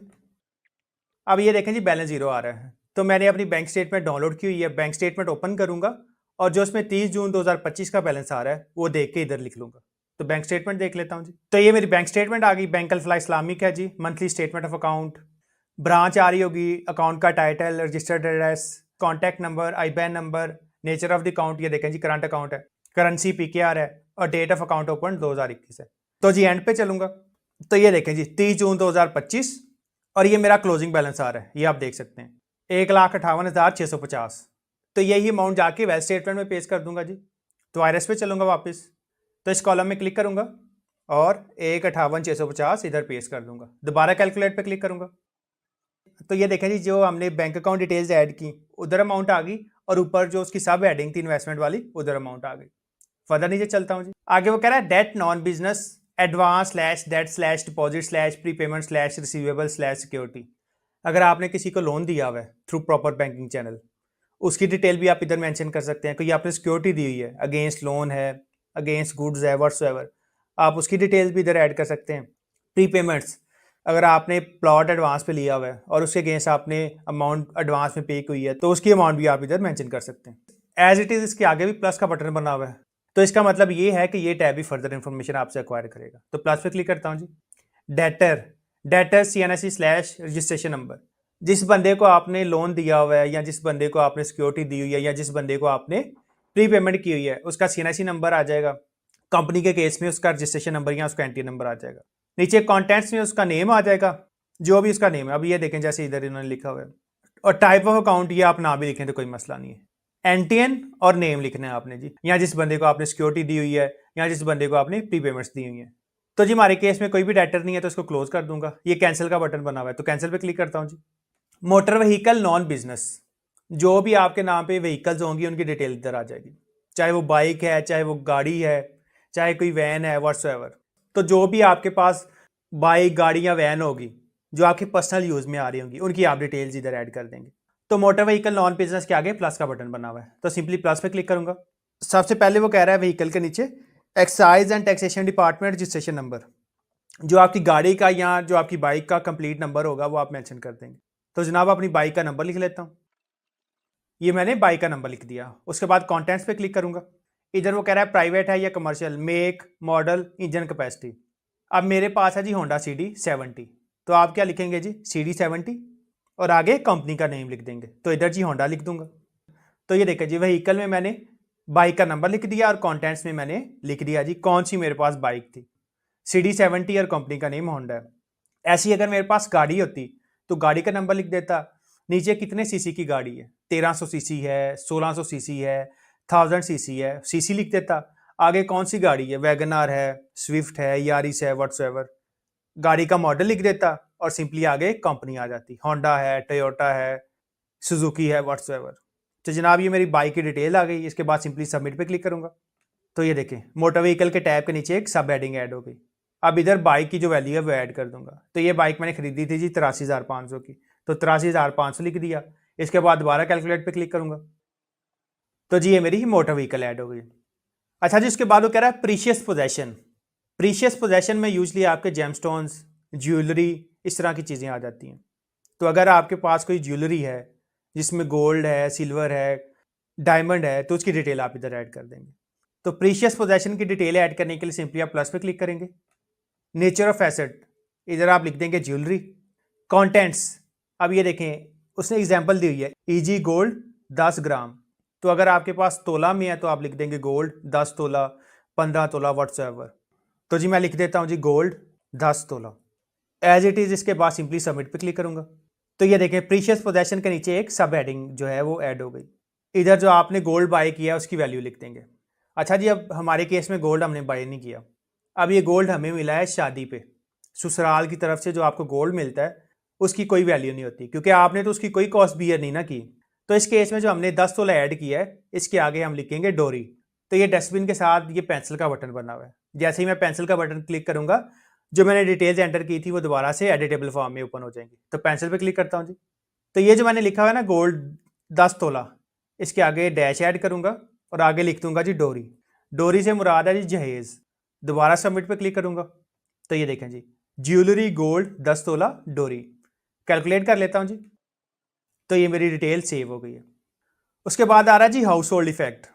हाउस होल्ड इफेक्ट में आपके जितनी भी घरेलू आइटम्स हैं, आपका हाउस होल्ड फर्नीचर है, आपकी किचन की आइटम्स हैं, आपकी डिशेज हैं, इसके अलावा आपकी जो पर्सनल आइटम्स हैं वो इधर आ जाएंगी। एंड व्हाट्सएवर जो भी आपकी फर्निशिंग वाली आइटम्स हैं वो इधर आ जाएंगे जी। आप सपोज कर लें जो हमारे घर में फर्नीचर है और किचन सेट है, उसकी वैल्यू है तकरीबन जी 4.5-5 लाख। तो इधर वैल्यू लिख लेता हूँ जी। सपोज कर लें 5 लाख है तो 5 लाख लिख दूंगा, कैलकुलेट करूंगा जी। आपने कैलकुलेट साथ साथ करते जाना है। अगर आप कैलकुलेट नहीं करेंगे और आपकी लाइट चली गई या इंटरनेट चला गया तो ये प्रोसेस सेव नहीं होगा। अब जैसे जैसे मैं साथ साथ कैलकुलेट करता जा रहा हूँ, मेरा फॉर्म यहाँ तक सेव है। इवन तो अगर मेरी लाइट चली भी जाएगी तो मेरा प्रोसेस सेव ही रहेगा। पर्सनल आइटम, पर्सनल आइटम्स में आपका मोबाइल आ जाएगा, आपका लैपटॉप आ जाएगा, एयरपॉड्स, एयरबड्स, इस तरह की चीज़ें आ जाएंगी जी। तो सपोज कर लें कि हमारे केस में जो लैपटॉप है और सेल फोन है उसकी वैल्यू है 3.5 लाख और इधर प्लस का बटन नहीं है। अब प्लस से मुराद है कि ये फर्दर इन्फॉर्मेशन मांगेगा और इधर प्लस नहीं है, तो इधर सिंपली ये जो बॉक्स बना हुआ है इधर क्लिक करके सिंपली वैल्यू ऐड कर दूंगा। तो जनाब 3.5 लाख लिख लेता हूँ, तो ये मेरी पर्सनल आइटम्स की वैल्यू आ गई। कैश नॉन बिजनेस, सारे एक्सपेंसेस निकाल के आपके पास कितना कैश पड़ा हुआ है तो उस कैश की वैल्यू आप इधर मेंशन कर देंगे। आप सपोज कर लें हमारे केस में था जी 5,60,000, तो 5,60,000 लिख लूंगा जी। कैलकुलेट कर लिया, फर्दर नीचे चलूंगा। एनी अदर एसेट्स, अच्छा जी अगर कोई एसेट छूट गया है जो ऊपर डिस्क्रिप्शन में नहीं आ रहा, एग्रीकल्चर प्रॉपर्टी है, कमर्शियल प्रॉपर्टी है, डेट है आपका, आपकी इन्वेस्टमेंट है, प्रीशियस पोजेशन है, व्हीकल है, व्हाट्सएवर, अगर वो उधर नहीं आ रहा तो आप इधर ऐड कर देंगे। अब एनी अदर एसेट में क्या आएगा, आप सपोज कर लें कि आपने किसी सोसाइटी में प्लॉट लिया हुआ है और आप उसकी इंस्टॉलमेंट्स पे कर रहे हैं, तो आप इधर उसकी डिटेल ऐड कर देंगे जी। तो सिंपली प्लस पे क्लिक करता हूँ। आप सपोज कर लें कि मैंने एक सोसाइटी में प्लॉट लिया हुआ है, तो इस केस में क्या होगा जी, कॉन्टेंट्स में मैं पूरी डिटेल ऐड कर दूंगा, 5 मरला प्लॉट, आगे जो सोसाइटी का नेम है वो ऐड कर दूंगा। तो ये मैंने जनाब प्लॉट की डिस्क्रिप्शन ऐड कर दी कि 5 मरला है, सोसाइटी का नेम ऐड कर दिया और उसके बाद सबमिट पे क्लिक कर दूंगा। अच्छा जी, जो अब मैंने डिटेल ऐड किया है, 5 मरला प्लॉट, आगे सोसाइटी का नेम, अब इसमें आप ये भी लिख सकते हैं ऑन इंस्टॉलमेंट। तो ये पेंसिल पे क्लिक करूंगा, ये जो मैंने लिखा है 5 मरला प्लॉट, इसके आगे मैं लिख देता हूँ जी ऑन इंस्टॉलमेंट। इसके बाद दोबारा सबमिट पे क्लिक करूंगा, तो ये देखें ये थोड़ी सी नरेशन अब ठीक लग रही है, 5 मरला प्लॉट ऑन इंस्टॉलमेंट और आगे सोसाइटी का नेम आ जाएगा। कैलकुलेट कर लूंगा। अच्छा जी, अब मैं जितनी इंस्टॉलमेंट्स पे कर चुका हूँ उसकी अमाउंट इधर लिख दूंगा, दोबारा कैलकुलेट पे क्लिक करूंगा, तो ये देखें जी जो मेरे एनी अदर एसेट्स हैं उनकी डिटेल इधर आ गई। अच्छा जी, आगे वो कह रहा है assets held on others name including non filer spouse slash dependents. आपके कोई ऐसे एसेट्स हैं जो आपके फैमिली मेम्बर्स के नेम पे हों। सपोज कर लें आपने कोई प्लॉट ले लिया अपनी वाइफ के नाम पे और आप उनके भी आप इंस्टॉलमेंट्स पे कर रहे हैं, आपने अपने बच्चों को घर ले दिए, आप उनके भी आप इंस्टॉलमेंट्स पे कर रहे हैं, तो उसकी वैल्यू आप इधर ऐड करेंगे। तो एज इट इज़ उसकी वैल्यू ऐड करने के लिए और उसकी डिस्क्रिप्शन ऐड करने के लिए ये प्लस का बटन बना हुआ है, सिंपली इस पर क्लिक करूंगा। जो आपका डिपेंडेंट है, आपकी वाइफ है या आपके बच्चे हैं या आपके भाई बहन हैं या आपके फादर हैं, व्हाट्सएवर, उनका CNSC आ जाएगा, कॉन्टेंट्स में उनका नेम आ जाएगा और डिस्क्रिप्शन में उन एसेट्स की डिस्क्रिप्शन आ जाएगी जो आपने उनके नाम पे खरीदे हुए। तो सिंपली इसको कैंसिल करता हूँ जी। हमारे केस में हमने कोई भी ऐसा एसेट नहीं है जो हमने अपनी स्पाउस के और अपने डिपेंडेंट्स के नाम पे खरीदा हो। कैलकुलेट कर लेता हूँ जी, तो ये आ रहा है जी total assets inside Pakistan. Pakistan में जितने भी मेरे एसेट्स हैं उनकी वैल्यू बन रही है जी 90,72,150। आगे आ रहा है जी एसेट्स हेल्ड आउटसाइड पाकिस्तान। आपके पाकिस्तान के बाहर भी कोई एसेट्स हैं। आप फर्स्ट कर लें कि अगर कोई नॉन रेजिडेंट है, कोई बंदा मुल्क से बाहर रहता है, तो आपको पता है मुल्क के बाहर उसके बैंक अकाउंट्स भी हो सकते हैं, उसने कैश में भी रखा हो सकता है अमाउंट। तो उसके लिए सिंपली आप प्लस पे क्लिक करेंगे और कॉन्टैक्ट्स में सारी डिटेल ऐड कर देंगे। आप बता देंगे जी कि कैश एंड बैंक बैलेंस है। इसके अलावा अगर आपका कोई घर भी है तो दोबारा प्लस पे क्लिक करेंगे और आप अपनी फॉरेन प्रॉपर्टी की डिटेल इधर ऐड कर देंगे जी। तो हमारे केस में कोई नहीं है तो कैंसिल पे क्लिक करता हूँ। Capital R voting rights in foreign company, अगर आपने किसी फॉरेन कंपनी में शेयर्स खरीदे हुए हैं तो उसकी डिटेल आप इधर ऐड कर देंगे। तो as it is detail add करने के लिए प्लस का बटन बना हुआ है, इस पर क्लिक करूंगा। जो कंपनी है जी, फॉरेन कंपनी है जिसमें आपने शेयर्स रखे हुए हैं, उसका नेम आ जाएगा, उसका इनकॉर्पोरेशन नंबर आ जाएगा, कंट्री आ जाएगी किस कंट्री में वो कंपनी रजिस्टर्ड है, उसके डेट ऑफ इनकॉर्पोरेशन आ जाएगा, डेट ऑफ इनकॉर्पोरेशन सेलेक्ट करने के लिए आप ये कैलेंडर पे क्लिक कर सकते हैं जी। शेयर कितने परसेंट शेयर हैं जी उस कंपनी में आपके। इनकम डिक्लेयर्ड, उस कंपनी ने अपनी कंट्री ऑफ इनकॉर्पोरेशन में कितनी इनकम डिक्लेयर की। अब सपोज कर लें आपने एक कंपनी यूएई में बना ली है, तो इस कंपनी ने यूएई में अपनी इनकम कितनी डिक्लेयर की है। और income year slash tax year, कौन सा टैक्स ईयर है उसका जी, उसके लिए ड्रॉप डाउन पे क्लिक करेंगे और इधर से टैक्स ईयर सेलेक्ट कर लेंगे। तो यूजली जो हमारा टैक्स ईयर है वो सेम ही होता है। तो जी हमारी किसी भी फॉरेन कंपनी में कोई इन्वेस्टमेंट नहीं है, तो जनाब कैंसिल पे क्लिक करता हूँ। Total assets inside Pakistan 90 lakh है और total assets held outside Pakistan कुछ नहीं आ रहे। फर्दर नीचे चलता हूँ जी, और ये देखें जी टोटल एसेट्स, मेरे जो टोटल एसेट्स हैं जी वो 90 लाख के आ रहे हैं। अच्छा, इसके बाद वो कह रहा है जी credit non business, advance, borrowing, credit, deposit, loan, mortgage, overdraft payable. अगर आपने किसी बंदे से लोन लिया हुआ है या किसी बैंक से लोन लिया हुआ है तो उसकी डिटेल आपने इधर मेंशन कर देनी है। तो जो 30 जून 2025 को जो बैलेंस पेबल होगा उसकी आपने डिटेल ऐड कर देनी। अब ये भी तो हो सकता है ना, आपने अपनी कंपनी से लोन लिया हो, आपने गाड़ी लीज पे ली हो, आपने कोई घर लीज पे लिया हो, तो उसकी आप डिटेल इधर ऐड कर देंगे। तो प्लस पे क्लिक करूंगा जी। क्रेडिटर सीएनएससी स्लैश रजिस्ट्रेशन नंबर, अगर आपने किसी फैमिली मेंबर से या वैसे किसी बंदे से लोन लिया हुआ है तो उसका सीएनएससी नंबर आ जाएगा। किसी कंपनी से लोन लिया हुआ है या किसी बैंक से लोन लिया हुआ है तो उसका इनकॉर्पोरेशन नंबर या उसका एनटीएन लिख देंगे आप। अब सपोज कर लें कि मैंने बैंक अल्फला से लोन लिया हुआ है, तो प्लस पे क्लिक करूंगा, गूगल पे जाके सर्च करूंगा जी बैंक अल्फला एनटीएन। तो ये देखें ये एनटीएन नंबर आ रहा है बैंक अल्फला का 0698202/6। इसे कॉपी करूंगा, वापिस चलता हूँ जी आरएस पे, और ये क्रेडिटर सीएनएससी स्लैश रजिस्ट्रेशन नंबर में ये एनटीएन पेज कर दूंगा। कंटेंट्स में जनाब वो पूछ रहा है क्रेडिटर का नेम, तो अगर बैंक का लोन लिया हुआ तो बैंक का नेम, ब्रांच का नेम आ जाएगा और लोन की टाइप आ जाएगी, हाउस लोन है, कार लोन है, व्हाट्सएवर, तो उसकी डिटेल आप इधर ऐड कर देंगे। तो सपोज कर ले मैं लिख देता हूँ जी।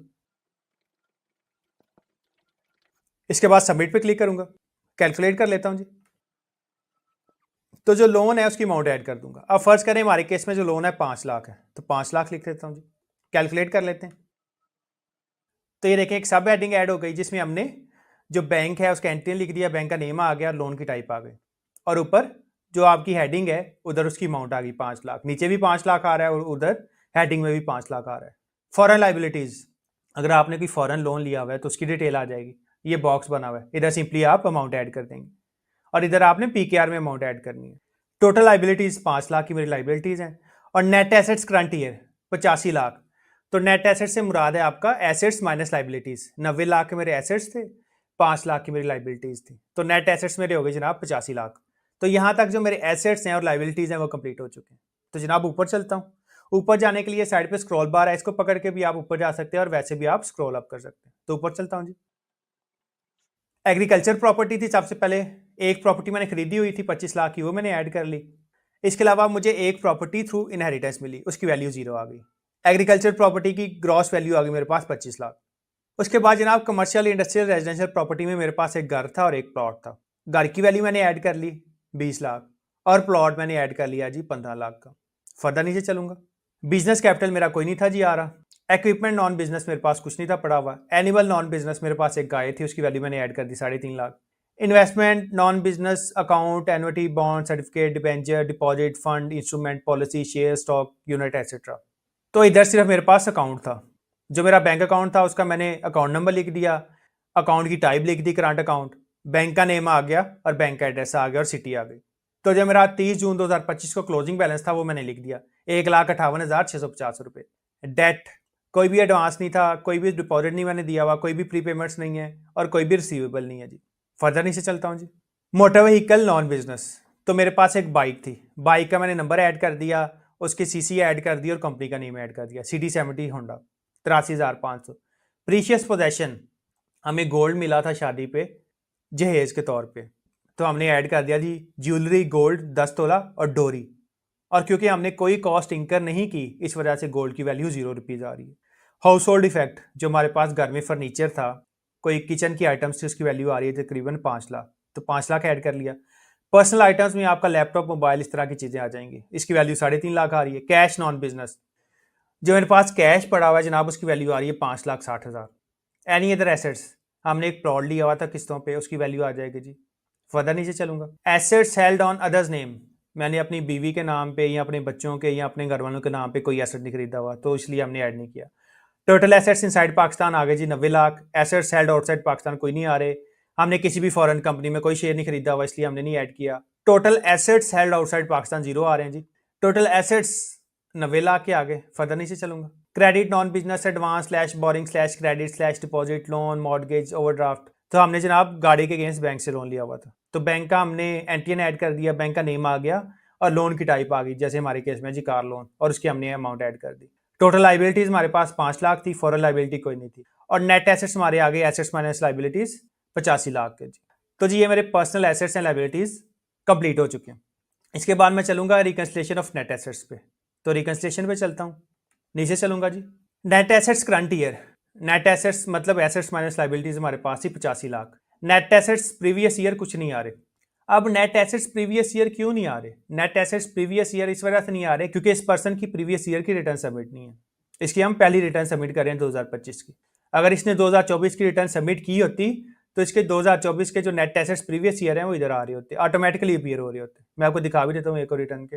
Inflows, income declared as per return for the year subject to normal tax, कोई हमारी इनकम नहीं है। Income declared as per return for the year exempt from tax, कोई हमारी एग्जेम्प्ट इनकम नहीं है, कोई सब्जेक्ट टू फाइनल फिक्स नहीं है। फर्दर नीचे चलता हूँ जी। एडजस्टमेंट इन इनफ्लोज, इसको आप रहने दें जी। फॉरेन रेमिटेंस, फॉरेन रेमिटेंस से मुराद है अगर आपका कोई पेरेंट्स हैं, आपका कोई भाई है, आपका कोई हस्बैंड है जो बरूने मुल्क रहते हैं और अब बरूने मुल्क से आपको पेमेंट भेजते हैं। इसमें 2 मेथड हैं। एक तो यह है कि वो अपने फॉरेन अकाउंट से आपके पीकेआर अकाउंट में पेमेंट लगवा सकते हैं। दूसरा ये है कि आपके जो करेंसी एक्सचेंज वाले वेस्टर्न यूनियन है, रिया है, व्हाट्सएवर, जो भी आपके ये जो सेकेंडरी डीलर्स हैं, इनके थ्रू भी जो है वो पेमेंट भेज सकते हैं पाकिस्तान में। तो अगर आपके अकाउंट में कोई डायरेक्ट पेमेंट लग रही है या आपको थ्रू वेस्टर्न यूनियन या रिया वगैरह कोई पेमेंट आ रही है तो उसकी अमाउंट आप इधर मेंशन कर देंगे जी। अगर आपके अकाउंट में फॉरेन रेमिटेंस आ रही है तो आपको फॉरेन रेमिटेंस का सर्टिफिकेट भी रिसीव हो जाता है। जैसे ही आपके अकाउंट में पैसे लगते हैं तो आपको EPRC प्रोसीड्स रियलाइजेशन सर्टिफिकेट भी मिल जाता है। इसके अलावा आप बैंक को भी कह सकते हैं जी कि हमें प्रोसीड रियलाइजेशन सर्टिफिकेट प्रोवाइड करें। उसमें पूरे साल की जितनी भी आपको अमाउंट्स बाई से रिसीव हो रही होती हैं उसकी डिटेल आ रही होती है। तो मैं आपको PRC दिखा देता हूँ जी एक। तो जी ये मेरे पास एक प्रोसीड रियलाइजेशन सर्टिफिकेट जिसको PRC कहते हैं वो आ रहा है। मुझे जी बाहर से पैसे आए थे, बैंक का नेम आ गया, proceeds realization certificate, individual, PRC का नंबर, PRC की डेट आ गई। फर्दर नीचे चलूंगा जी। रेमिटेंस डिटेल, जिस बंदे ने पैसे भेजे उसका नेम आ गया, उसका नाइकॉप CNIC POC नहीं होगा अगर वो फॉरनर है, उसके बैंक का नंबर आ गया। नेम ऑफ रेमिटिंग इंस्टीट्यूशन, जिस बैंक से वो पैसे भेज रहा है, अगर फॉरनर बैंक है तो उसका नेम आ जाएगा। Name of country, country code as per ITRS, जिस कंट्री से वो पैसे भेज रहा है और उसका कंट्री कोड क्या है जी। ITRS आपका जनाब इंटरनेशनल ट्रांजैक्शन रेफरेंस नंबर को डिफाइन करता है। तो ये हर कंट्री का जो है सेपरेट होगा। जिस तरह आपके मोबाइल नंबर के कोड सेपरेट होते हैं ना, +92 पाकिस्तान के लिए, +91 इंडिया के लिए, व्हाट्सएवर, तो ऐसे ही जो ITRS है वो भी डिफाइन होते हैं। बेनिफिशरीज डिटेल, बेनिफिशरीज डिटेल में आपकी डिटेल आ रही होगी, नेम आ जाएगा, CNIC बैंक का नेम आ जाएगा और अकाउंट नंबर आ जाएगा। फर्दर नीचे चलता हूँ जी। This is to certify that we have received remittance by the order of the above mentioned remitter and have paid the equivalent Pak rupees to the beneficiary as per the detail given below। अच्छा जी, आगे वो बता रहा है कि above mentioned remitter से हमें अमाउंट रिसीव हुई है और आगे वो कह रहा है कि हमने वो अमाउंट को PKR में कन्वर्ट करके बेनिफिशियरी को दे दी है। Transaction detail, date of realization of proceeds, किस डेट को पैसे रिसीव हो गए, अमाउंट ऑफ रेमिटेंस, रेमिटेंस की अमाउंट आ गई फॉरेन करेंसी में, रेट ऑफ कन्वर्जन आ जाएगा, amount of remittance in PKR amount आ जाएगी, purpose of remittance, home remittance आ गया, purpose code as per ITRS 0401 और ट्रांजैक्शन का रेफरेंस नंबर आ जाएगा। और नीचे वो बता रहा है जी कि this is a system generated document, no signature is required. इसके अलावा आप अपनी बैंक स्टेटमेंट से भी आइडिया लगा सकते हैं। जो आपकी फॉरेन रेमिटेंस होगी उसके आगे रेमिटेंस लिखा होगा डिस्क्रिप्शन में, तो आपको वहां से भी आइडिया हो जाएगा। इसके अलावा आप PRC बैंक से भी ले सकते हैं और जब आपकी कोई फॉरेन रेमिटेंस लगती है तो आपको ईमेल भी आ जाती है, तो उधर से भी आप जो है फॉरेन रेमिटेंस की अमाउंट जो है वो देख सकते हैं। अब ये अमाउंट हमारे केस में 8500 है। तो वापिस चलता हूँ अपनी रिटर्न में। तो ये जो फॉरेन रेमिटेंस वाला कॉलम है इसके आगे ये जो अमाउंट वाला कॉलम है, इधर क्लिक करूंगा और इधर 8500 लिख दूंगा। इनहेरिटेंस, अगर इनहेरिटेंस में हमें कोई चीज़ मिलती भी तो उसकी वैल्यू 0 आ रही होती थी। गिफ्ट, अगर आपको कोई गिफ्ट मिल गया है तो उसकी वैल्यू आप इधर मेंशन कर देंगे। सपोज कर लें कि आपके फादर ने आपको 50 लाख रुपए आपके अकाउंट में ट्रांसफर कर दिए, तो आप 50 लाख रुपए इधर मेंशन करेंगे और दूसरी साइड पे 50 लाख रुपए आपके अकाउंट में अपीयर होना शुरू हो जाएंगे। आपके फादर ने आपको प्रॉपर्टी गिफ्ट कर दी। सपोज कर लें वो प्रॉपर्टी आपके फादर ने परचेज की थी 50 लाख रुपए और उन्होंने अपने रिटर्न में भी वो डिक्लेयर की थी। जब वो गिफ्ट करेंगे तो प्रॉपर्टी की वैल्यू आप इधर लिख देंगे जी 50 लाख, डिटेल भी लिख देंगे साथ में उसकी, और दूसरी साइड में आपके पर्सनल एसेट्स में आ रहा होगा। तो गिफ्ट की डिटेल देने के लिए ये आगे प्लस का बटन बना हुआ है, तो प्लस पे क्लिक करता हूँ जी। ये देखें जी, कौन गिफ्ट दे रहा है, जो गिफ्ट दे रहा है उसका सीएनएससी आ जाएगा। इसके बाद कंटेंट पे क्लिक करूंगा, नेम आ जाएगी, कौन गिफ्ट दे रहा है, और डिस्क्रिप्शन आ जाएगी, कैश आया है जी, प्रॉपर्टी ट्रांसफर की है, किस चीज का गिफ्ट दिया है, तो उसकी नरेशन आ जाएगी। तुम्हारे केस में कोई गिफ्ट नहीं है तो सिंपली कैंसिल पे क्लिक करूंगा। आगे आ रहा है gain on disposal of assets excluding capital gain on immovable property. अब सपोज कर लें आपने कोई गाड़ी बेच दी है, बाइक बेच दी है, हाउस होल्ड इक्विपमेंट बेच दी है, पर्सनल आइटम बेच दिए, तो उनको बेचने पे जो गेन आएगा उसकी अमाउंट आप इधर लिख देंगे। और ये उसने बकायदा लिखा हुआ है excluding capital gain on immovable property. Property sale करने के अलावा जितने भी एसेट्स हैं उनको बेचने पे जो भी गेन आएगा उसकी डिटेल आप इधर मेंशन कर देंगे। इसके अलावा जो आपकी सिक्योरिटीज़ हैं, जो आपके शेयर्स वगैरह हैं, उनको बेचने पे जो गेन आ रहा होगा वो आपका कैपिटल गेन में ऑलरेडी मेंशन हो जाएगा जी। फर्दर आ रहा है जी income attributable to receipts builders slash developers, तो ये स्पेसिफिकली बिल्डर्स स्लैश डेवलपर्स के लिए जी। अदर्स, कोई और आपको रिसीट आ रही है तो उसकी अमाउंट आप लिख देंगे। आप सपोज कर लें जैसे गवर्नमेंट गंदम के किसानों को 5-5 हज़ार रुपया दे रही है सपोर्ट प्राइस, तो आप प्लस पे क्लिक करेंगे जी। CNIC स्लैश रजिस्ट्रेशन नंबर, इधर आप कुछ भी ना लिखें, डैश लिख दें जी। नीचे कॉन्टेंट्स में आप लिख दें जी government wheat support price whatsoever, इस तरह करके आप कुछ भी लिख दें, और जितने आपको पैसे मिले हैं उसकी अमाउंट आप लिख देंगे जी। तो जी इधर आप लिख देंगे government of Punjab wheat support price, तो इसे क्लोज कर देता हूँ जी, कैंसिल पे क्लिक करूंगा। Deemed income declared as per return for the year, इसको छोड़ दें जी, फर्दर नीचे चलूंगा। आउटफ्लोज, पर्सनल एक्सपेंसेस उसने पर्सनल एक्सपेंसेस वाली शीट से उठा लिए, और ये देखें ये नेगेटिव में आ रहे हैं, और आपको पता है ये नेगेटिव में इस वजह से आ रहे हैं क्योंकि कंट्रीब्यूशन इन फैमिली एक्सपेंसेस वो ज्यादा थे, वो 1,50,000 थे, और जो हमने एक्सपेंस इंकर किया वो था 1,04,404 रुपये। एडजस्टमेंट्स इन आउटफ्लोज, कोई आपने एडजस्टमेंट करनी है तो प्लस पे क्लिक करेंगे।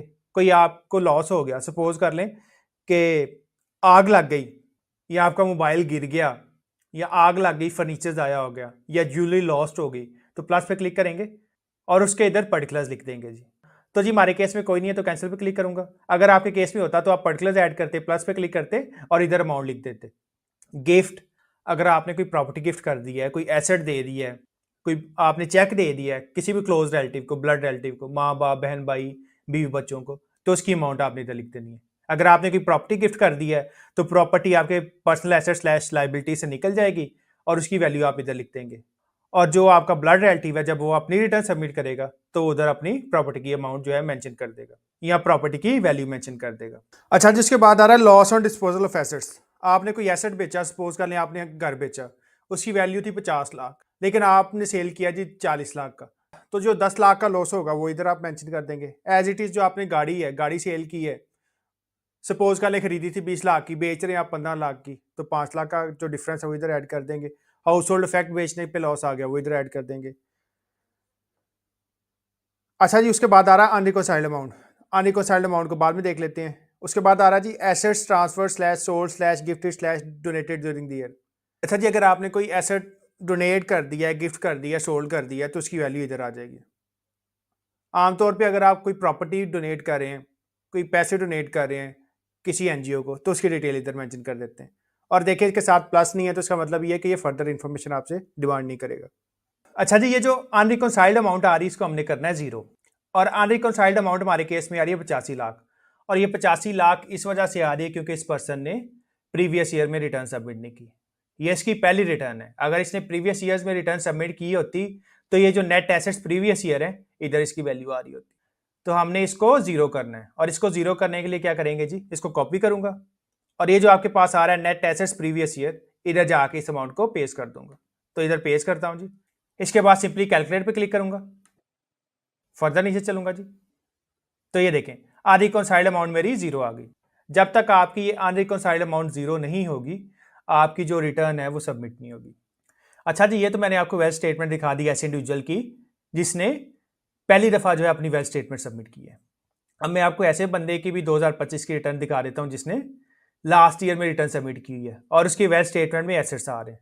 तो जी ऐसे बंदे की भी रिटर्न देख लेते हैं। तो ये देखें जी, ये ऐसे बंदे की मैंने टैक्स रिटर्न ओपन कर लिया 2025 की जिसने प्रायर ईयर में रिटर्न सबमिट की है। तो ये देखें net assets previous year automatically system ने उठा दिए। अगर मैं इसको जीरो भी कर दूंगा तो ये सिस्टम दोबारा उतनी ही वैल्यू के एसेट्स ले आएगी। अगर मैं दोबारा कैलकुलेट करूं तो ये देखें उतनी ही वैल्यू के नेट एसेट्स प्रीवियस ईयर वापस आ जाएंगे। सिस्टम इसको चेंज ही नहीं करने देगा अनटिल एंड अनलेस आप अपनी वेल्थ स्टेटमेंट ना रिवाइज कर दें। तो ये देखें जी net assets previous year already आ रहे हैं। इसके बाद हम पर्सनल एसेट स्लैश लाइबिलिटीज पे चलते हैं। तो पर्सनल एसेट स्लैश लाइबिलिटीज पे चलूंगा जी। तो ये देखें जी, एग्रीकल्चर प्रॉपर्टी आ रही है, इसके अलावा रेजिडेंशियल प्रॉपर्टी आ रही है, प्लॉट आ रहा है, एक बैंक अकाउंट आ रहा है, फर्दर नीचे चलूंगा, एक बाइक आ रही है, गाड़ी आ रही है, ज्वेलरी आ रही है जी, प्रोविडेंट फंड आ रहा है, और ये क्रेडिट में आपका क्रेडिट कार्ड जो है उसकी अमाउंट पेबल आ रही है। आप सपोज कर लें कि इस केस में कोई हमने बिजनेस एक्टिविटी नहीं की, कोई हमारी इनकम नहीं है ड्यूरिंग द ईयर। तो पर्सनल एक्सपेंसेस पे चलते हैं। सबसे पहले जो हमारे थोड़े बहुत एक्सपेंसेस हुए थे वो एक्सपेंसेस ऐड कर लेते हैं। हमारे केस में एक्सपेंसेस थे 1,04,404 रुपये। कैलकुलेट पे क्लिक करूंगा जी। और contribution in expenses by family members, अगर आपने लिखना है तो लिख लें, चलें जी लिख लेते हैं इसको भी, 1.5 लाख। कैलकुलेट पे क्लिक करूंगा, ऊपर चलता हूं जी। तो ये 45,596 मेरे पास एक्सेस अमाउंट आ गई, मतलब कि एक्सपेंसेस मेरे नेगेटिव में आ रहे हैं।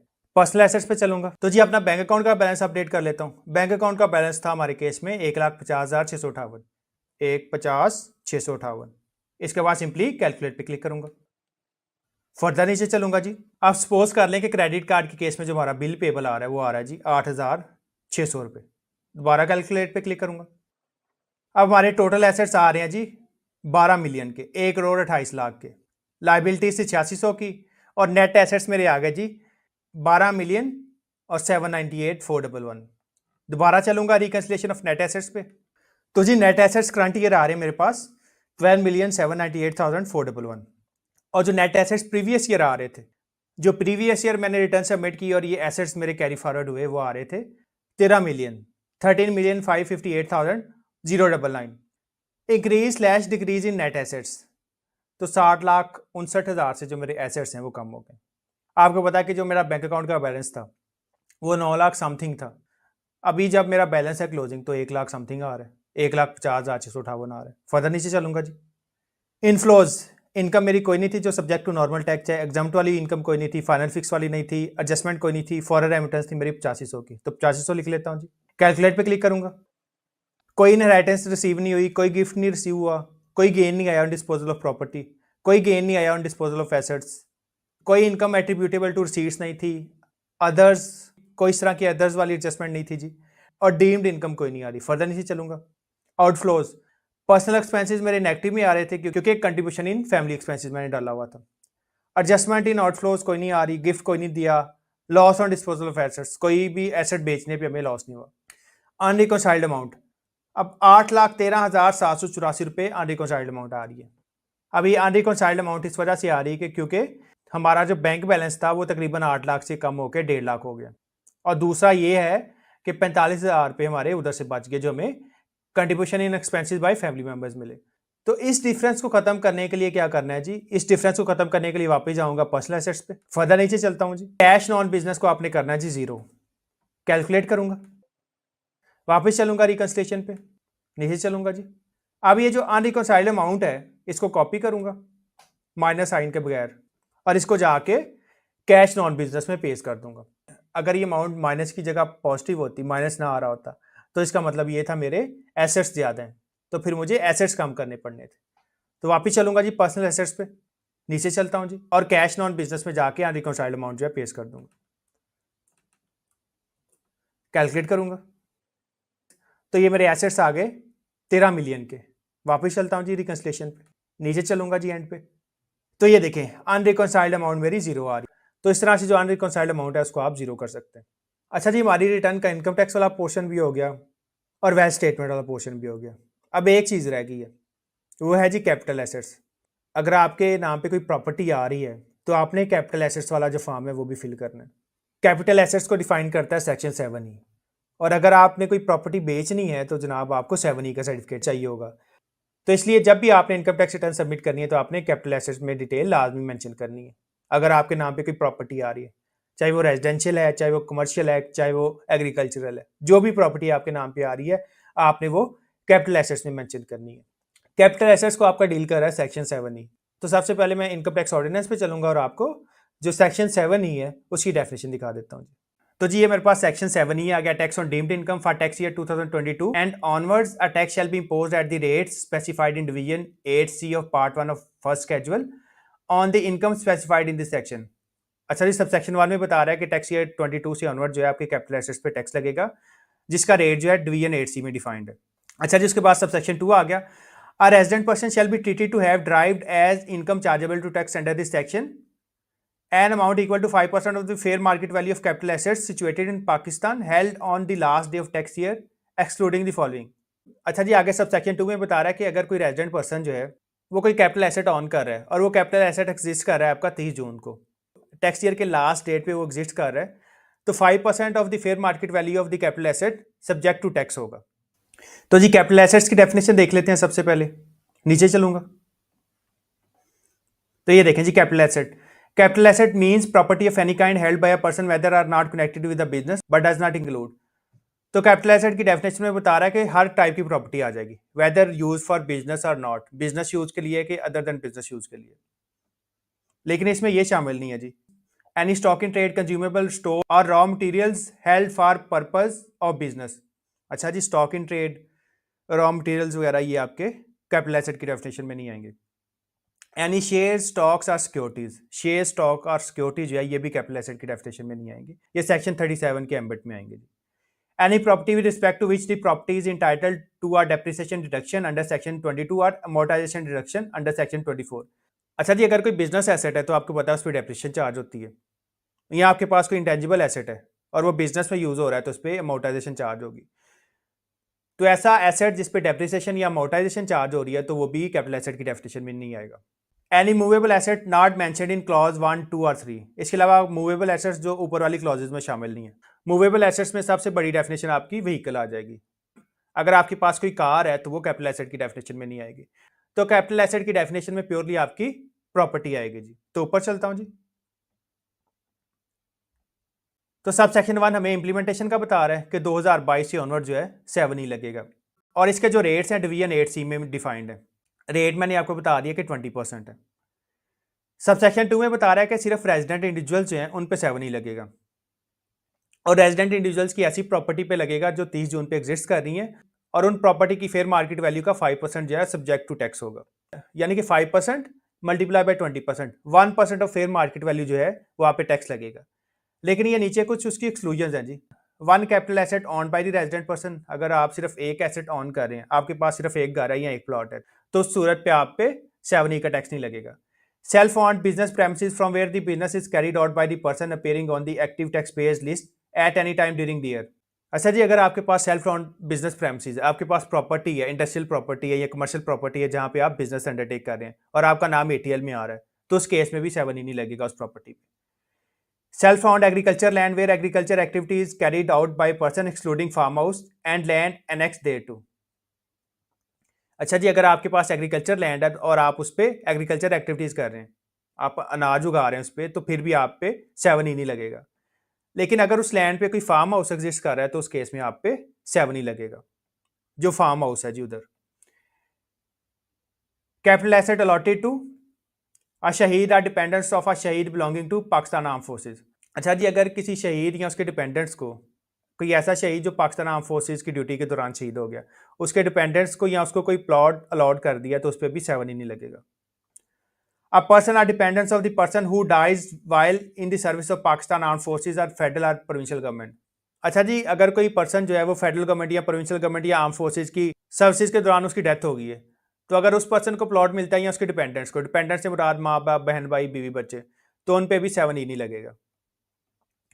A war wounded person while in service of Pakistan Armed Forces or federal or provincial government।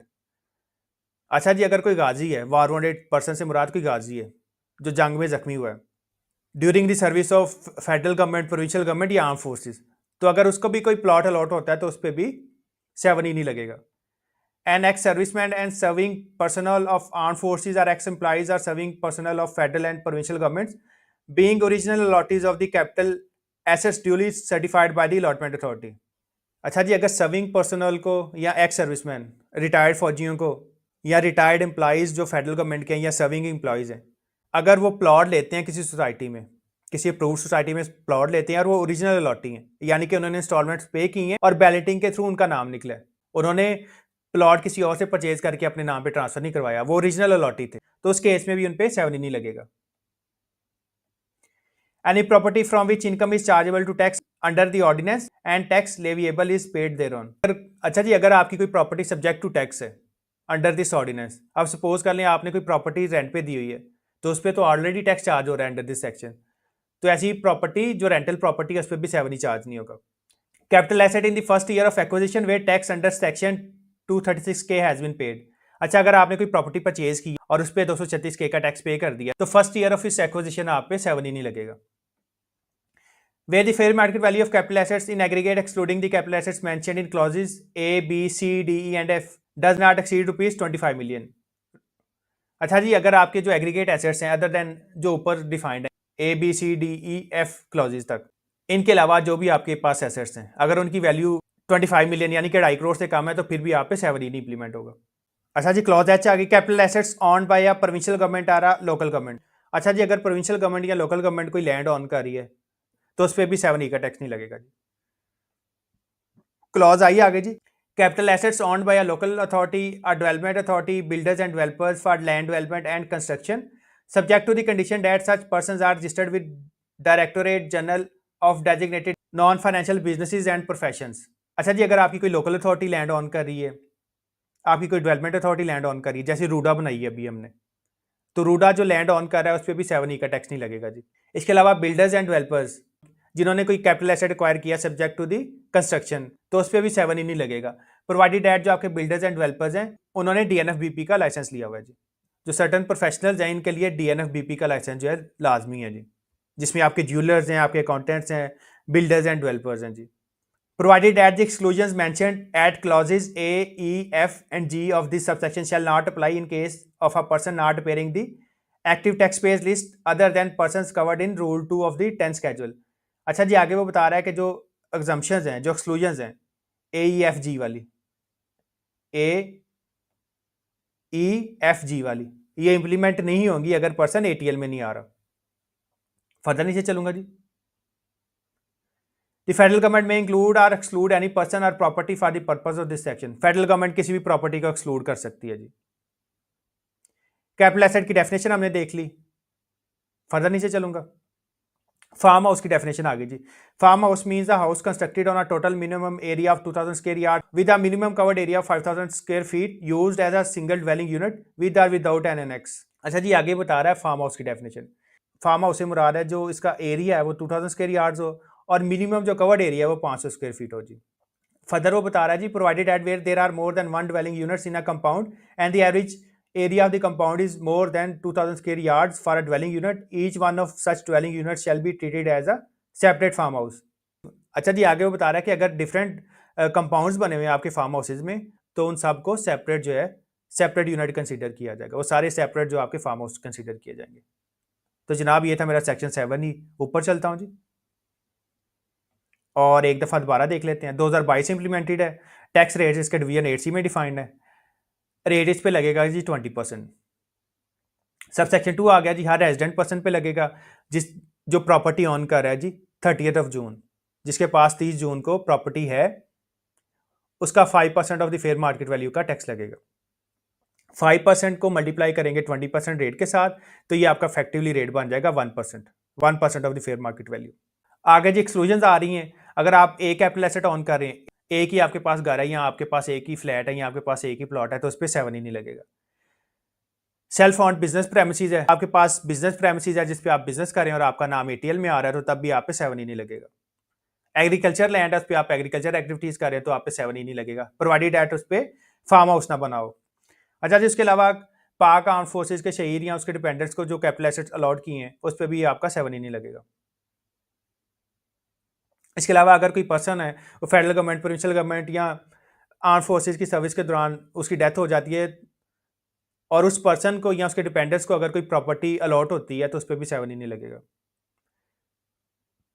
अच्छा जी, अगर कोई पर्सन जख्मी हो जाता है आर्म फोर्सेज, फेडरल या प्रोविंशियल गवर्नमेंट की सर्विस के दौरान और उसको कोई प्रॉपर्टी अलॉट हो जाती है तो उस पर भी 7 ही नहीं लगेगा। अच्छा जी, कोई एक्स सर्विसमैन या सर्विंग पर्सनल, चाहे वो फेडरल गवर्नमेंट का, चाहे प्रोविंशियल गवर्नमेंट का या आर्म फोर्सेज का, अगर वो ओरिजिनल अलॉटी है, उसको कोई प्लॉट मिल गया अलॉटमेंट अथॉरिटी की तरफ से, तो उस पर भी 7 ही नहीं लगेगा। ऐसी प्रॉपर्टी जो सब्जेक्ट टू टैक्स है, जैसे मैंने आपको रेंटेड प्रॉपर्टी का बता दिया जी। अगर आपने ड्यूरिंग ईयर कोई एसेट खरीदा और उस पर 236K पे कर दिया तो उस टैक्स ईयर में 7 ही इंप्लीमेंट नहीं होगा। अच्छा जी, इन एक्सक्लूजन के अलावा जो आपका कैपिटल एसेट्स है, अगर उनकी वैल्यू 2.5 करोड़ से कम है तो फिर भी आप पे 7 ही नहीं लगेगा। Capital assets on by the federal government, provincial government, capital assets on by the local authority, development authority, builders and developers. और आगे वो बता रहा है AEFG जो क्लॉजेज हैं वो इंप्लीमेंट नहीं होंगी अगर पर्सन ATL में नहीं आ रहा। उसके बाद वो बता रहा है कि फेडरल गवर्नमेंट या प्रोविंशियल गवर्नमेंट किसी भी प्रॉपर्टी को इंक्लूड या एक्सक्लूड कर सकती है। कैपिटल एसेट की डेफिनेशन आ जाएगी, सोलली आ रहा है जी आपकी property, whether use for business और नॉन बिजनेस। एंड पे हमने फार्म हाउस की डेफिनेशन देख ली। तो ये है जी आपका कैपिटल एसेट्स। अब वापस चलूंगा अपनी रिटर्न पे। तो जी अब हम देखेंगे कैपिटल एसेट। तो कैपिटल एसेट पे जाने के लिए आपके पास ये आ रहा होगा साइड पे टैक्स चार्जेबल स्लैश पेमेंट्स। तो simply tax chargeable slash payments वाले टैब पे क्लिक करूंगा। तो ये देखें एडजस्टेबल टैक्स से ऊपर आ रहा है कैपिटल एसेट्स। तो सिंपली कैपिटल एसेट्स पे क्लिक करूंगा। तो ये मेरे पास कैपिटल एसेट्स वाला फॉर्म ओपन हो गया। नीचे चलता हूं जी। ये देखें सबसे पहले आ रहा है जी agriculture property excluding farm house. Farm house आ रहा है, residential property, commercial property, industrial property, any other immovable capital asset. आपने कॉस्ट डिक्लेयर करनी है, साथ में आपने फेयर मार्केट वैल्यू डिक्लेयर करनी है। तो अभी मैंने आपको 7 जो है सेक्शन दिखाया। तो जो भी आपकी प्रॉपर्टीज हैं वो आपने इधर लाजमी डिक्लेयर करनी है। अगर आप कैपिटल एसेट्स वाला टैब फिल नहीं करेंगे और ड्यूरिंग देयर आपको प्रॉपर्टी बेचनी पड़ गई तो आप प्रॉपर्टी नहीं बेच सकेंगे जब तक आप 7 का सर्टिफिकेट ना ले लें। अच्छा, सबसे पहले आ रहा है agriculture property excluding farm house. तो जनाब हमारे पास एग्रीकल्चर प्रॉपर्टी है, हमने 2 एग्रीकल्चर प्रॉपर्टीज ऐड की हुई हैं। मैं आपको दिखा देता हूँ जी वेल्थ स्टेटमेंट से। ये देखें जी, एक हमारे पास इनहेरिटेड आ रही है 0 वैल्यू पे और दूसरी है हमारे पास 10 केनाल 25 लाख की। अब ये दोनों प्रॉपर्टीज मैंने कैपिटल एसेट्स वाले टैब में ऐड करनी है। तो जी वापस चलता हूँ कैपिटल एसेट्स के टैब पे, टैक्स चार्जेबल स्लैश पेमेंट्स पे क्लिक करूंगा। नीचे चलता हूँ जी, कैपिटल एसेट्स पे चलूंगा। Agriculture property excluding farm house के आगे ये देखिए प्लस का टैब बना हुआ है। तो आपको पता है कि आईआरएस के फार्म में जहां जहां प्लस का टैब है वहां वहां आपने फर्दर इन्फॉर्मेशन ऐड करनी है। तो प्लस पे क्लिक करूंगा जी। अब ये इन्फॉर्मेशन आपसे मांग रहा है, मेजरमेंट है, टोटल एरिया है, कंप्लीट एड्रेस है, टाउन स्लैश तहसील कौन सी है, सिटी स्लैश डिस्ट्रिक्ट कौन सा है। मेजरमेंट साइज भी आप अपना वेल्थ स्टेटमेंट से देख के लिख सकते हैं, टोटल एरिया भी आपको वहां से पता लग जाएगा और कंप्लीट एड्रेस भी आप वहां से देख के लिख लेंगे जी। तो इसे कैंसिल करता हूं जी। तो वापस चलता हूं जी वेल्थ स्टेटमेंट पे और अपनी दोनों प्रॉपर्टीज का एड्रेस और एरिया देख लेता हूं। तो नीचे चलता हूं जी, वेल्थ स्टेटमेंट पे चलूंगा, उसके बाद पर्सनल एसेट्स पे चलता हूं। अच्छा जी, इनहेरिटेड प्रॉपर्टी मेरी 10 के नाल की है और जो मैंने बाय की हुई है वो है जी 74 के नाल की। एड्रेस दोनों का सेम है। तो वापस चलता हूं जी टैक्स चार्जेबल स्लैश पेमेंट्स पे, फर्दर नीचे चलता हूं जी, कैपिटल एसेट्स पे क्लिक करूंगा। As it is agriculture property excluding farm house के आगे जो प्लस बना हुआ है सिंपली इस पे क्लिक करूंगा। मेजरमेंट्स, तो ड्रॉप डाउन पे क्लिक करूंगा और यहाँ से आपने जो अपना मेजरमेंट यूनिट है वो सिलेक्ट कर लेना है। मरला है, एकड़ है, केनाल है, स्क्वायर यार्ड है, स्क्वायर फीट है, व्हाट्सएवर। तो ड्रॉप डाउन पे क्लिक करूंगा और जो आपका मेजरमेंट यूनिट होगा वो आप इधर से सेट कर लेंगे। अब हमारे केस में केनाल है तो केनाल सेट कर लूंगा। टोटल एरिया जी 10 केनाल है, कंप्लीट एड्रेस लिख दूंगा जी। अच्छा जी, मेरी प्रॉपर्टी का कंप्लीट एड्रेस आगे इधर आपने इनहेरिटेड नहीं लिखना, जो आपकी इवन तो प्रॉपर्टी इनहेरिटेड भी है उधर आपने इनहेरिटेड नहीं लिखना। तो ये आपकी कंप्लीट एड्रेस लाइन आ जाएगी विदाउट टाउन एंड डिस्ट्रिक्ट।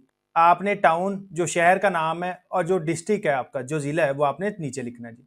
तो टाउन स्लैश तहसील सेलेक्ट करने के लिए ड्रॉप डाउन पे क्लिक करूंगा और यहाँ से जो भी आपकी रेलेवेंट तहसील होगी आप सेलेक्ट कर लेंगे। ये साइड पे स्क्रॉल बार बनी हुई है, इसको पकड़ के भी आप नीचे जा सकते हैं। ये देखें जी। इसके अलावा अगर आप अल्फाबेट लिखें, सपोज करें मैं अल्फाबेट लिख देता हूँ जी, तो जो आपके अल्फाबेट से रेलेवेंट टाउन्स और तहसील होंगे वो आना शुरू हो जाएंगे। तो जैसे ही मैंने अपना रेलेवेंट टाउन स्लैश तहसील सेलेक्ट किया, सिस्टम ने ऑटोमेटिकली जो मेरा सिटी स्लैश डिस्ट्रिक्ट था वो ऑटोमेटिकली उठा लिया। आगे वो बता रहा है whether exempted from tax under section 7E, आप 7E के तहत टैक्स से एग्जम्प्ट हैं कि नहीं। तो आपको पता है कि एग्रीकल्चर प्रॉपर्टी जहां पे एग्रीकल्चर प्रोड्यूस आप पैदा कर रहे हैं वो एग्जम्प्ट फ्रॉम 7E है। तो आप क्लिक करेंगे जी यस पे, यस एग्जम्प्टेड। तो ये जो यस के साथ राउंड सर्कल बना हुआ है सिंपली इस पे क्लिक करूंगा। आगे वो कह रहा है जी रीजन फॉर एग्जम्पशन, किस रीजन की बेस पे आप इसको एग्जम्प्ट करवा रहे हैं। तो आपको पता है कि हमारी रीजन तो सिंपल सी है, एग्रीकल्चरल लैंड है सब्जेक्ट टू एग्रीकल्चर प्रोड्यूस। तो ड्रॉप डाउन पे क्लिक करूंगा और जो भी आपकी यहाँ पे रीजन होगी उसको आप सेलेक्ट कर लेंगे। ये देखें जी, self owned agriculture land where agriculture activities carried out by the person. तो ये हमारे केस में जी एग्जम्पशन की रीजन होगी। सिंपली इसको सेलेक्ट करूंगा, फर्दर नीचे चलता हूं जी। अच्छा जी, उसके बाद वो कह रहा है ऐड अटैचमेंट, आपकी जो प्रॉपर्टी आप इसकी पिक्चर्स भी अटैच कर सकते हैं, आप पीडीएफ की फाइल अटैच कर सकते हैं जी इधर। तो मैं नहीं कर रहा जी। उसके बाद कह रहा है इज दिस प्रॉपर्टी कंस्ट्रक्टेड, तो जी नो करेंगे। एग्रीकल्चर लैंड तो नहीं ना कंस्ट्रक्टेड होगी, आपकी एग्रीकल्चर फील्ड जो है वो तो ओपन लैंड होगी ना। अच्छा, उसके बाद आ रहा है जी FBR प्रॉपर्टी वैल्यूएशन एक्सेल। अब देखें फेयर मार्केट वैल्यू, अगर तो आप किसी गांव वगैरह में या फार फ्लंग एरियाज में रह रहे हैं फिर तो आपने डीसी रेट लगा लेना है। डीसी रेट आपको अपनी तहसील से पता लग जाएगा। इसके अलावा अगर आप बड़े सिटीज में रह रहे हैं, लाहौर, कराची, इस्लामाबाद, फैसलाबाद, गुजरांवाला, व्हाट्सएवर, तो FBR ने 40 बिग सिटीज 40 बड़े शहरों का रेट डिवाइस किया हुआ है। पर मरला FBR ने रेट डिवाइस किया हुआ है। तो अगर आप बड़े शहरों में रह रहे हैं तो आपने FBR का वैल्यूएशन लगाना है जी। जो आपने फेयर मार्केट वैल्यू कंप्यूट करनी है अपनी प्रॉपर्टी की, वो आपने FBR के वैल्यूएशन टेबल से करनी है। तो FBR के वैल्यूएशन रेट्स चेक करने के लिए नीचे देखें जी, FBR प्रॉपर्टी वैल्यूएशन एक्सेल, ये उसने खुद ही एक फाइल दी हुई है। तो सिंपली इस फाइल को डाउनलोड कर लूंगा, क्योंकि मेरी जो प्रॉपर्टी है वो सिचुएट कर रही है मुल्तान में, तो जाहिर सी बात है कि मुल्तान के रेट भी तो FBR ने डिवाइस किए होंगे ना। तो ये जो मेरे पास आ रहा है FBR प्रॉपर्टी वैल्यूएशन एक्सेल, तो सिंपली इस पर क्लिक करूंगा। तो ये देखें जी वैल्यूएशन ऑफ प्रॉपर्टी लिंक्स, तो सिंपली इस पर क्लिक करता हूं जी, अनेबल कर लूंगा। तो ये देखें जी, ये 40 सिटी के मेरे पास रेट्स आ गए। अब जिस भी सिटी पे क्लिक करूंगा ये मुझे उस सिटी के रेलेवेंट SRO पे ले जाएगा जी। अच्छा जी, वापस चलता हूँ आईआरएस पे। सबसे पहले इसको सबमिट कर लेते हैं जी। अब इसकी कॉस्ट स्लैश डिक्लेयर्ड वैल्यू 0 थी, आपको पता है कि इनहेरिटेड प्रॉपर्टी थी। फेयर मार्केट वैल्यू जनाब मैं देखूंगा अपने टेबल से, तो टेबल पे चलता हूँ जी।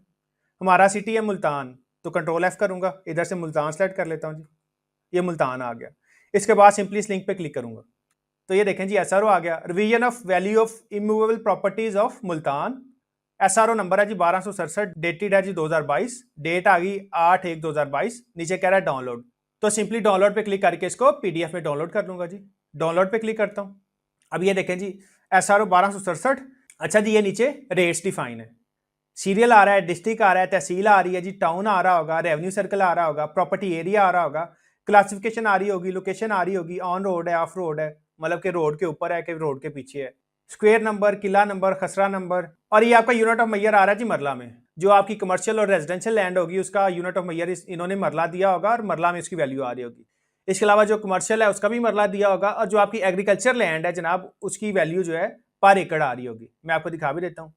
अब ये देखें जी, डिस्ट्रिक्ट मुल्तान है, तहसील मुल्तान सदर है, और ये प्रॉपर्टी एरिया आ रहा है, चार ठाले वाला, चार सोनू वाला टू चार निज़ाम। इसकी वैल्यू आ रही है पर मरला जी 2,01,250, और ये रेजिडेंशियल है जी। ये देखें क्लासिफिकेशन भी की हुई है इसने, रेजिडेंशियल, कमर्शियल और एग्रीकल्चरल की क्लासिफिकेशन की हुई है। फर्दर नीचे चलता हूँ जी।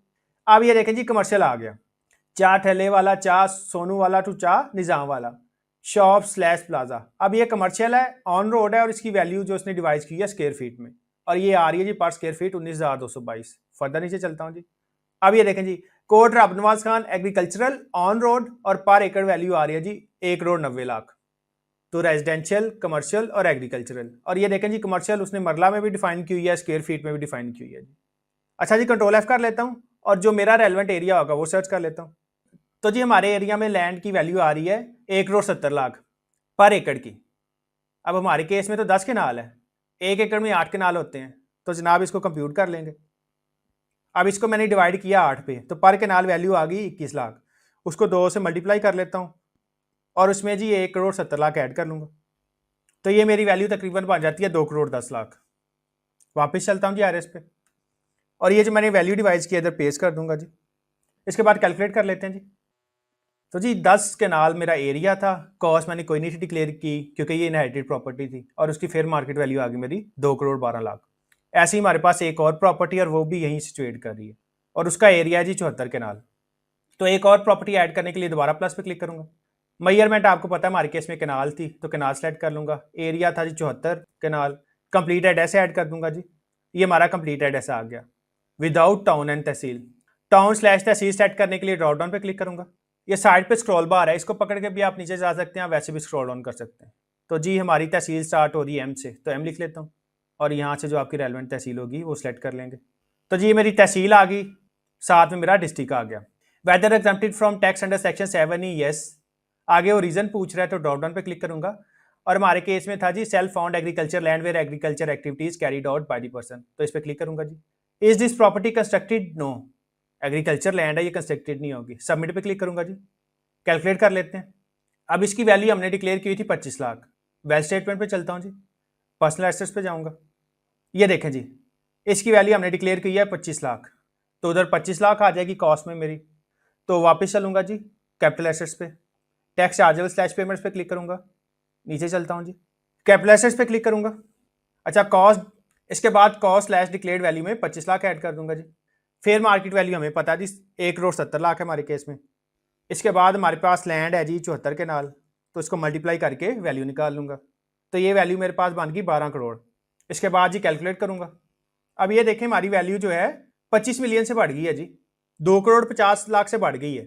लेकिन हमारा जो टैक्स ऑन डीम्ड इनकम है वो जीरो आ रहा होगा। जीरो इस वजह से आ रहा होगा कि मैंने एग्जम्पशंस क्लेम की हैं, क्योंकि मेरे पास ये दोनों एग्रीकल्चरल प्रॉपर्टीज थी। तो नीचे चलता हूं जी। अब ये देखें जी, total value of capital assets मेरे पास 14 करोड़ हो गई। लेकिन ये देखें जी, total value of capital assets taxable under section 7E कोई भी टैक्सेबल नहीं आ रहा, क्योंकि हमने एग्जम्पशंस क्लेम कर ली हैं। और deemed income tax under section 7E ये भी जीरो आ रहा है। ये भी इस वजह से नहीं आ रहा क्योंकि मेरी जो टैक्सेबल एसेट्स थी अंडर सेक्शन 7E वो कुछ भी नहीं है। तो जनाब ये मैंने एग्रीकल्चर लैंड ऐड कर ली। इसके बाद मेरा हाउस और प्लॉट रह गया, तो हाउस और प्लॉट ऐड कर लेता हूँ। ऊपर चलता हूँ जी। तो जी रेजिडेंशियल प्रॉपर्टी जैसे प्लॉट और हाउस है हमारे केस में, रेजिडेंशियल प्रॉपर्टी ऐड करने के लिए देखें प्लस का साइन आ रहा है। तो सबसे पहले वेल स्टेटमेंट पे चलता हूँ, अपनी प्रॉपर्टी की वैल्यू और उसका एड्रेस देख लेता हूँ। तो जी वेल स्टेटमेंट पे चलूंगा। अब ये मेरे पास दो प्रॉपर्टीज आ रही हैं। तो जी 10 मरला का घर है हमारे पास और 5 मरला का प्लॉट है। घर मेरा 20 लाख का है और प्लॉट जो है वो 15 लाख का है। तो जी यहाँ से एड्रेस कॉपी कर लेता हूँ। वापिस चलता हूँ जी कैपिटल एसेट्स पे, टैक्स चार्जेबल स्लैश पेमेंट्स पे क्लिक करूंगा। कैपिटल एसेट्स पे चलता हूँ जी, नीचे चलूंगा जी। ये रेजिडेंशियल प्रॉपर्टी के आगे आपका प्लस का साइन बना हुआ है, तो सिंपली इस पे क्लिक करूंगा। मेजरमेंट, तो इधर से आपने यूनिट ऑफ मेजर सेलेक्ट करना है, ड्रॉप डाउन पे क्लिक करूंगा जी। हमारे केस में जी मरला है तो मरला सेलेक्ट कर लूंगा। घर मेरा 10 मरला का था तो 10 आ गया टोटल एरिया में। कंप्लीट एड्रेस लिख दूंगा जी विदाउट टाउन स्लैश तहसील। टाउन स्लैश तहसील क्लिक करने के लिए दोबारा ड्रॉप डाउन पे क्लिक करूंगा। स्क्रॉल बार के थ्रू भी आप सेलेक्ट कर सकते हैं, वैसे फर्स्ट अल्फाबेट लिखें जी। जो रेलेवेंट तहसील होगी वो सेलेक्ट कर ली, डिस्ट्रिक्ट सिस्टम ने ऑटोमेटिकली उठा दिया। Whether exempted from tax under section 7E, तो आपको पता है वन सेल्फ ऑन जो कैपिटल एसेट है वो एग्जम्प्ट फ्रॉम टैक्स है, तो यस पे क्लिक करूंगा जी। Reason for exemption, drop down पे क्लिक करता हूँ। ये देखें जी, one capital asset self owned by the tax payer. मैंने आपको बताया था ना आप घर या जो प्लॉट है उसको एग्जम्प्ट करवा सकते हैं किसी एक को, तो हमने घर को एग्जम्प्ट करवा लिया। तो इसको सेलेक्ट कर लेता हूँ। Is this property constructed, yes. आगे कवर्ड एरिया, तो जनाब सारे का सारा ही मेरा कवर्ड एरिया है। तो जो मेरा कवर्ड एरिया 10 था ऊपर, वही मैंने नीचे लिख दिया जी 10। इसके बाद सिंपली सबमिट पे क्लिक करूंगा। तो जो मेरा घर था वो रेजिडेंशियल प्रॉपर्टी में ऐड हो गया। कॉस्ट इसकी थी 20 लाख, कॉस्ट लिख लेता हूँ जी। इसके बाद मैंने वैल्यूएशन टेबल से इसकी फेयर मार्केट वैल्यू देखी, तो इसकी फेयर मार्केट वैल्यू बन रही थी जनाब 5 लाख पर मरला। तो इसकी जो फेयर मार्केट वैल्यू बन गई 10 मरला की, ये बन गई जनाब 50 लाख। कैलकुलेट पे क्लिक करूंगा जी, तो ये मेरी कॉस्ट भी आ गई और मेरी फेयर मार्केट वैल्यू भी आ गई। इसके बाद मेरा है जी एक प्लॉट, तो प्लॉट ऐड करने के लिए दोबारा ये जो रेजिडेंशियल प्रॉपर्टी के आगे प्लस बना हुआ है इधर क्लिक करूंगा। मेजरमेंट में जी मेरा मरला है, टोटल एरिया 5 था, कंप्लीट एड्रेस ऐड कर दूंगा। टाउन स्लैश तहसील से अपनी रेलेवेंट तहसील सेट कर लेंगे जी। अच्छा मेरी तहसील आ गई, साथ में डिस्ट्रिक्ट आ गया। उसके बाद आ रहा है whether exempted from tax under section 7E, तो नो जी, हम पहले ही one capital asset owned by the tax payer जो है उसको एग्जम्प्ट करवा चुके हैं। तो एक ही होगा ना, या घर होगा या प्लॉट होगा। तो आपने ये करना है कि जिस एसेट की ज्यादा वैल्यू होगी आपने उसको एग्जम्प्ट करवा देना। Is this property constructed, no. Plot तो नहीं ना आपका कंस्ट्रक्टेड होगा, प्लॉट तो आपका ओपन लैंड होगा। इसके बाद सिंपली सबमिट पे क्लिक करूंगा। अच्छा जी इसकी वैल्यू हमने डिक्लेयर की थी 15 लाख, तो 15 लाख लिख दिया। फेयर मार्केट वैल्यू थी इसकी जनाब 4.5 लाख और इसका एरिया था जी 5 मरला, तो इसकी वैल्यू मेरे पास आ गई जी 22,50,000। सिंपली कैलकुलेट पे क्लिक करता हूं जी। तो अभी मैंने रेजिडेंशियल प्रॉपर्टीज भी ऐड कर ली, एग्रीकल्चर प्रॉपर्टीज भी ऐड कर ली। कोई कमर्शियल प्रॉपर्टी नहीं थी, कोई इंडस्ट्रियल प्रॉपर्टी नहीं थी और कोई मेरे पास यानी अदर रिमूवेबल कैपिटल एसेट नहीं था जी। Total value of capital assets आ गई मेरे पास जी 15 करोड़ 43 लाख और total value of capital assets taxable under section 7E। तो आपको पता है कि सिर्फ जो हमारा प्लॉट था वही टैक्सेबल आएगा under section 7E। Agriculture property आपकी वैसे एग्जाम्प्ट है। One self owned immovable property वो हमने एग्जाम्प्ट करा ली, वो हमारे पास घर था। तो हमारे पास 4 प्रॉपर्टीज थी, 2 एग्रीकल्चर थी और 2 रेजिडेंशियल थी। रेजिडेंशियल में घर हमने एग्जाम्प्ट करवा लिया, प्लॉट हमने सब्जेक्ट टू टैक्स कर दिया। अब ये देखें इसकी जो फेयर मार्केट वैल्यू है वो जी 25 लाख, तो 25 लाख तो 2.5 करोड़ से कहीं नीचे है, तो टैक्स की अमाउंट नहीं बनेगी। मैं आपको दिखा भी देता हूँ, फर्दर नीचे चलता हूँ जी। ये देखें जी deemed income under section 7E कोई भी नहीं आ रही, ना ही टैक्स आ रहा है जी। अच्छा सपोज करें अगर मैं प्रॉपर्टी की वैल्यू को 3 करोड़ कर दूं जो मैंने प्लॉट डिक्लेयर किया है, ऊपर चलता हूं जी। ये 22,50,000 को मैं 3 करोड़ कर देता हूं। इसके बाद सिंपली कैलकुलेट पे क्लिक करूंगा। अब ये देखें जी total value of capital assets taxable under section 7E, cost ये थी कॉस्ट मेरी 15 लाख थी और फेयर मार्केट वैल्यू मेरी आ गई 30 मिलियन। तो क्योंकि मेरी फेयर मार्केट वैल्यू जो थी capital asset taxable under section 7E वो 25 मिलियन से बढ़ गई है, यानी कि 2.5 करोड़ से बढ़ गई है। तो इस वजह से ये सब्जेक्ट टू टैक्स बन गया। अब मेरी deemed income under section 7E बन गई है जनाब 15 लाख। अगर आप 30 मिलियन को 5% से डिवाइड करेंगे तो ये आपका 15 लाख बन जाएगा। और आपको पता है कि आपका जो टैक्स है वो बनेगा 5% of the fair market value, और जो रेट है वो है जी 20%। आप चाहे 30 मिलियन का स्टेट 1% लगा लें, चाहे आप 15 लाख को 20% से मल्टीप्लाई कर लें। अगर मैं 30 करोड़ का 1% लूं तो ये आपका बन रहा है जी 3 लाख। ये टैक्स अमाउंट आपकी बन जाएगी थी 3 लाख। एज इट इज अगर मैं 15 लाख का 20% लूं तो ये भी 3 लाख बन रहा है। तो ये आप पे है जी। अगर आप 30 मिलियन को स्टेट 1% से मल्टीप्लाई कर लेंगे तो जो टैक्स चार्जेबल है उसकी अमाउंट आ जाएगी। तो आपकी टैक्स लाइबिलिटी कितनी बन रही है उसको देखने के लिए कंप्यूटेशंस पे चलूंगा जी। नीचे चलता हूं, ये देखें जी, tax on deemed income under section 7E at the rate of 20% of 5% of fair market value. जो मेरी डीम्ड इनकम थी वो थी 15 लाख, और 15 लाख को जब आप 20% से मल्टीप्लाई करेंगे तो 3 लाख आ जाएगा। एज इट इज अगर आप 30 मिलियन को 1% से मल्टीप्लाई करेंगे तब भी 3 लाख आ जाएगा। फर्दर नीचे चलता हूँ जी, एडमिटेड इनकम टैक्स, और यही आपकी 3 लाख की लाइबिलिटी आ जाएगी।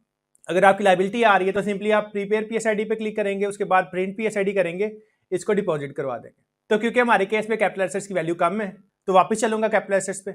नीचे चलता हूं जी, जनाब अपने प्लॉट की वैल्यू चेंज कर देता हूं, दोबारा कैलकुलेट पे क्लिक करूंगा। अब ये देखें 2.5 मिलियन जो है 25 मिलियन से कम है, तो इस वजह से मेरा deemed income under section 7E कोई नहीं बन रही। तो जनाब यहां तक जो मेरी इनकम टैक्स रिटर्न है वो कंप्लीट है। एडजस्टेबल टैक्स हमने ऐड कर लिया, कैपिटल एसेट्स ऐड कर लिए, एसेट्स ऐड कर लिए वेल्थ स्टेटमेंट में, देन हमने वेल्थ रिकन्सिलेशन देख ली। अब इसके बाद इसको कैलकुलेट कर लेते हैं जी। अब इसके बाद हम चलेंगे जी एट्रीब्यूट पे। तो एट्रीब्यूट पे चलता हूं। अच्छा जी, एट्रीब्यूट पे आने के बाद आपके पास कुछ ऑप्शंस आ रहे होंगे, बिजनेस सेक्टर 2, 3, 4, 5। तो जी हम nil income tax return submit करें तो हमारे केस में कोई भी बिजनेस सेक्टर नहीं आएगा। Number of children for home educational fees paid, इसको आपने छोड़ देना है। उसके बाद हमारा कंसर्न होगा जी रेजिडेंस स्टेटस के साथ। रेजिडेंस स्टेटस के साथ आ रहा है सिलेक्ट ऑप्शन, और साथ में ये ड्रॉप डाउन बना हुआ है, तो सिंपली ड्रॉप डाउन पे क्लिक करूंगा। आगे वो कह रहा है प्लीज सिलेक्ट ऑप्शन, आप नॉन रेजिडेंट है या रेजिडेंट हैं। तो आपने एक बात याद रखनी है कि अगर आप पाकिस्तान में 183 डेज यानी कि 183 दिन या इससे ज्यादा मौजूद हैं तो आपने रेजिडेंट सेलेक्ट करना है। तो जी रेजिडेंट सेलेक्ट कर लूंगा। इसके बाद ऊपर चलता हूँ जी, इसको सेव कर लेता हूँ जी, चेंजेस सेव सक्सेसफुली, और इसके बाद सबसीक्वेंटली आप सबमिट पे क्लिक करेंगे। तो सबमिट पे क्लिक करता हूँ जी। आगे वो कह रहा है your task has been logged for review, kindly verify and submit.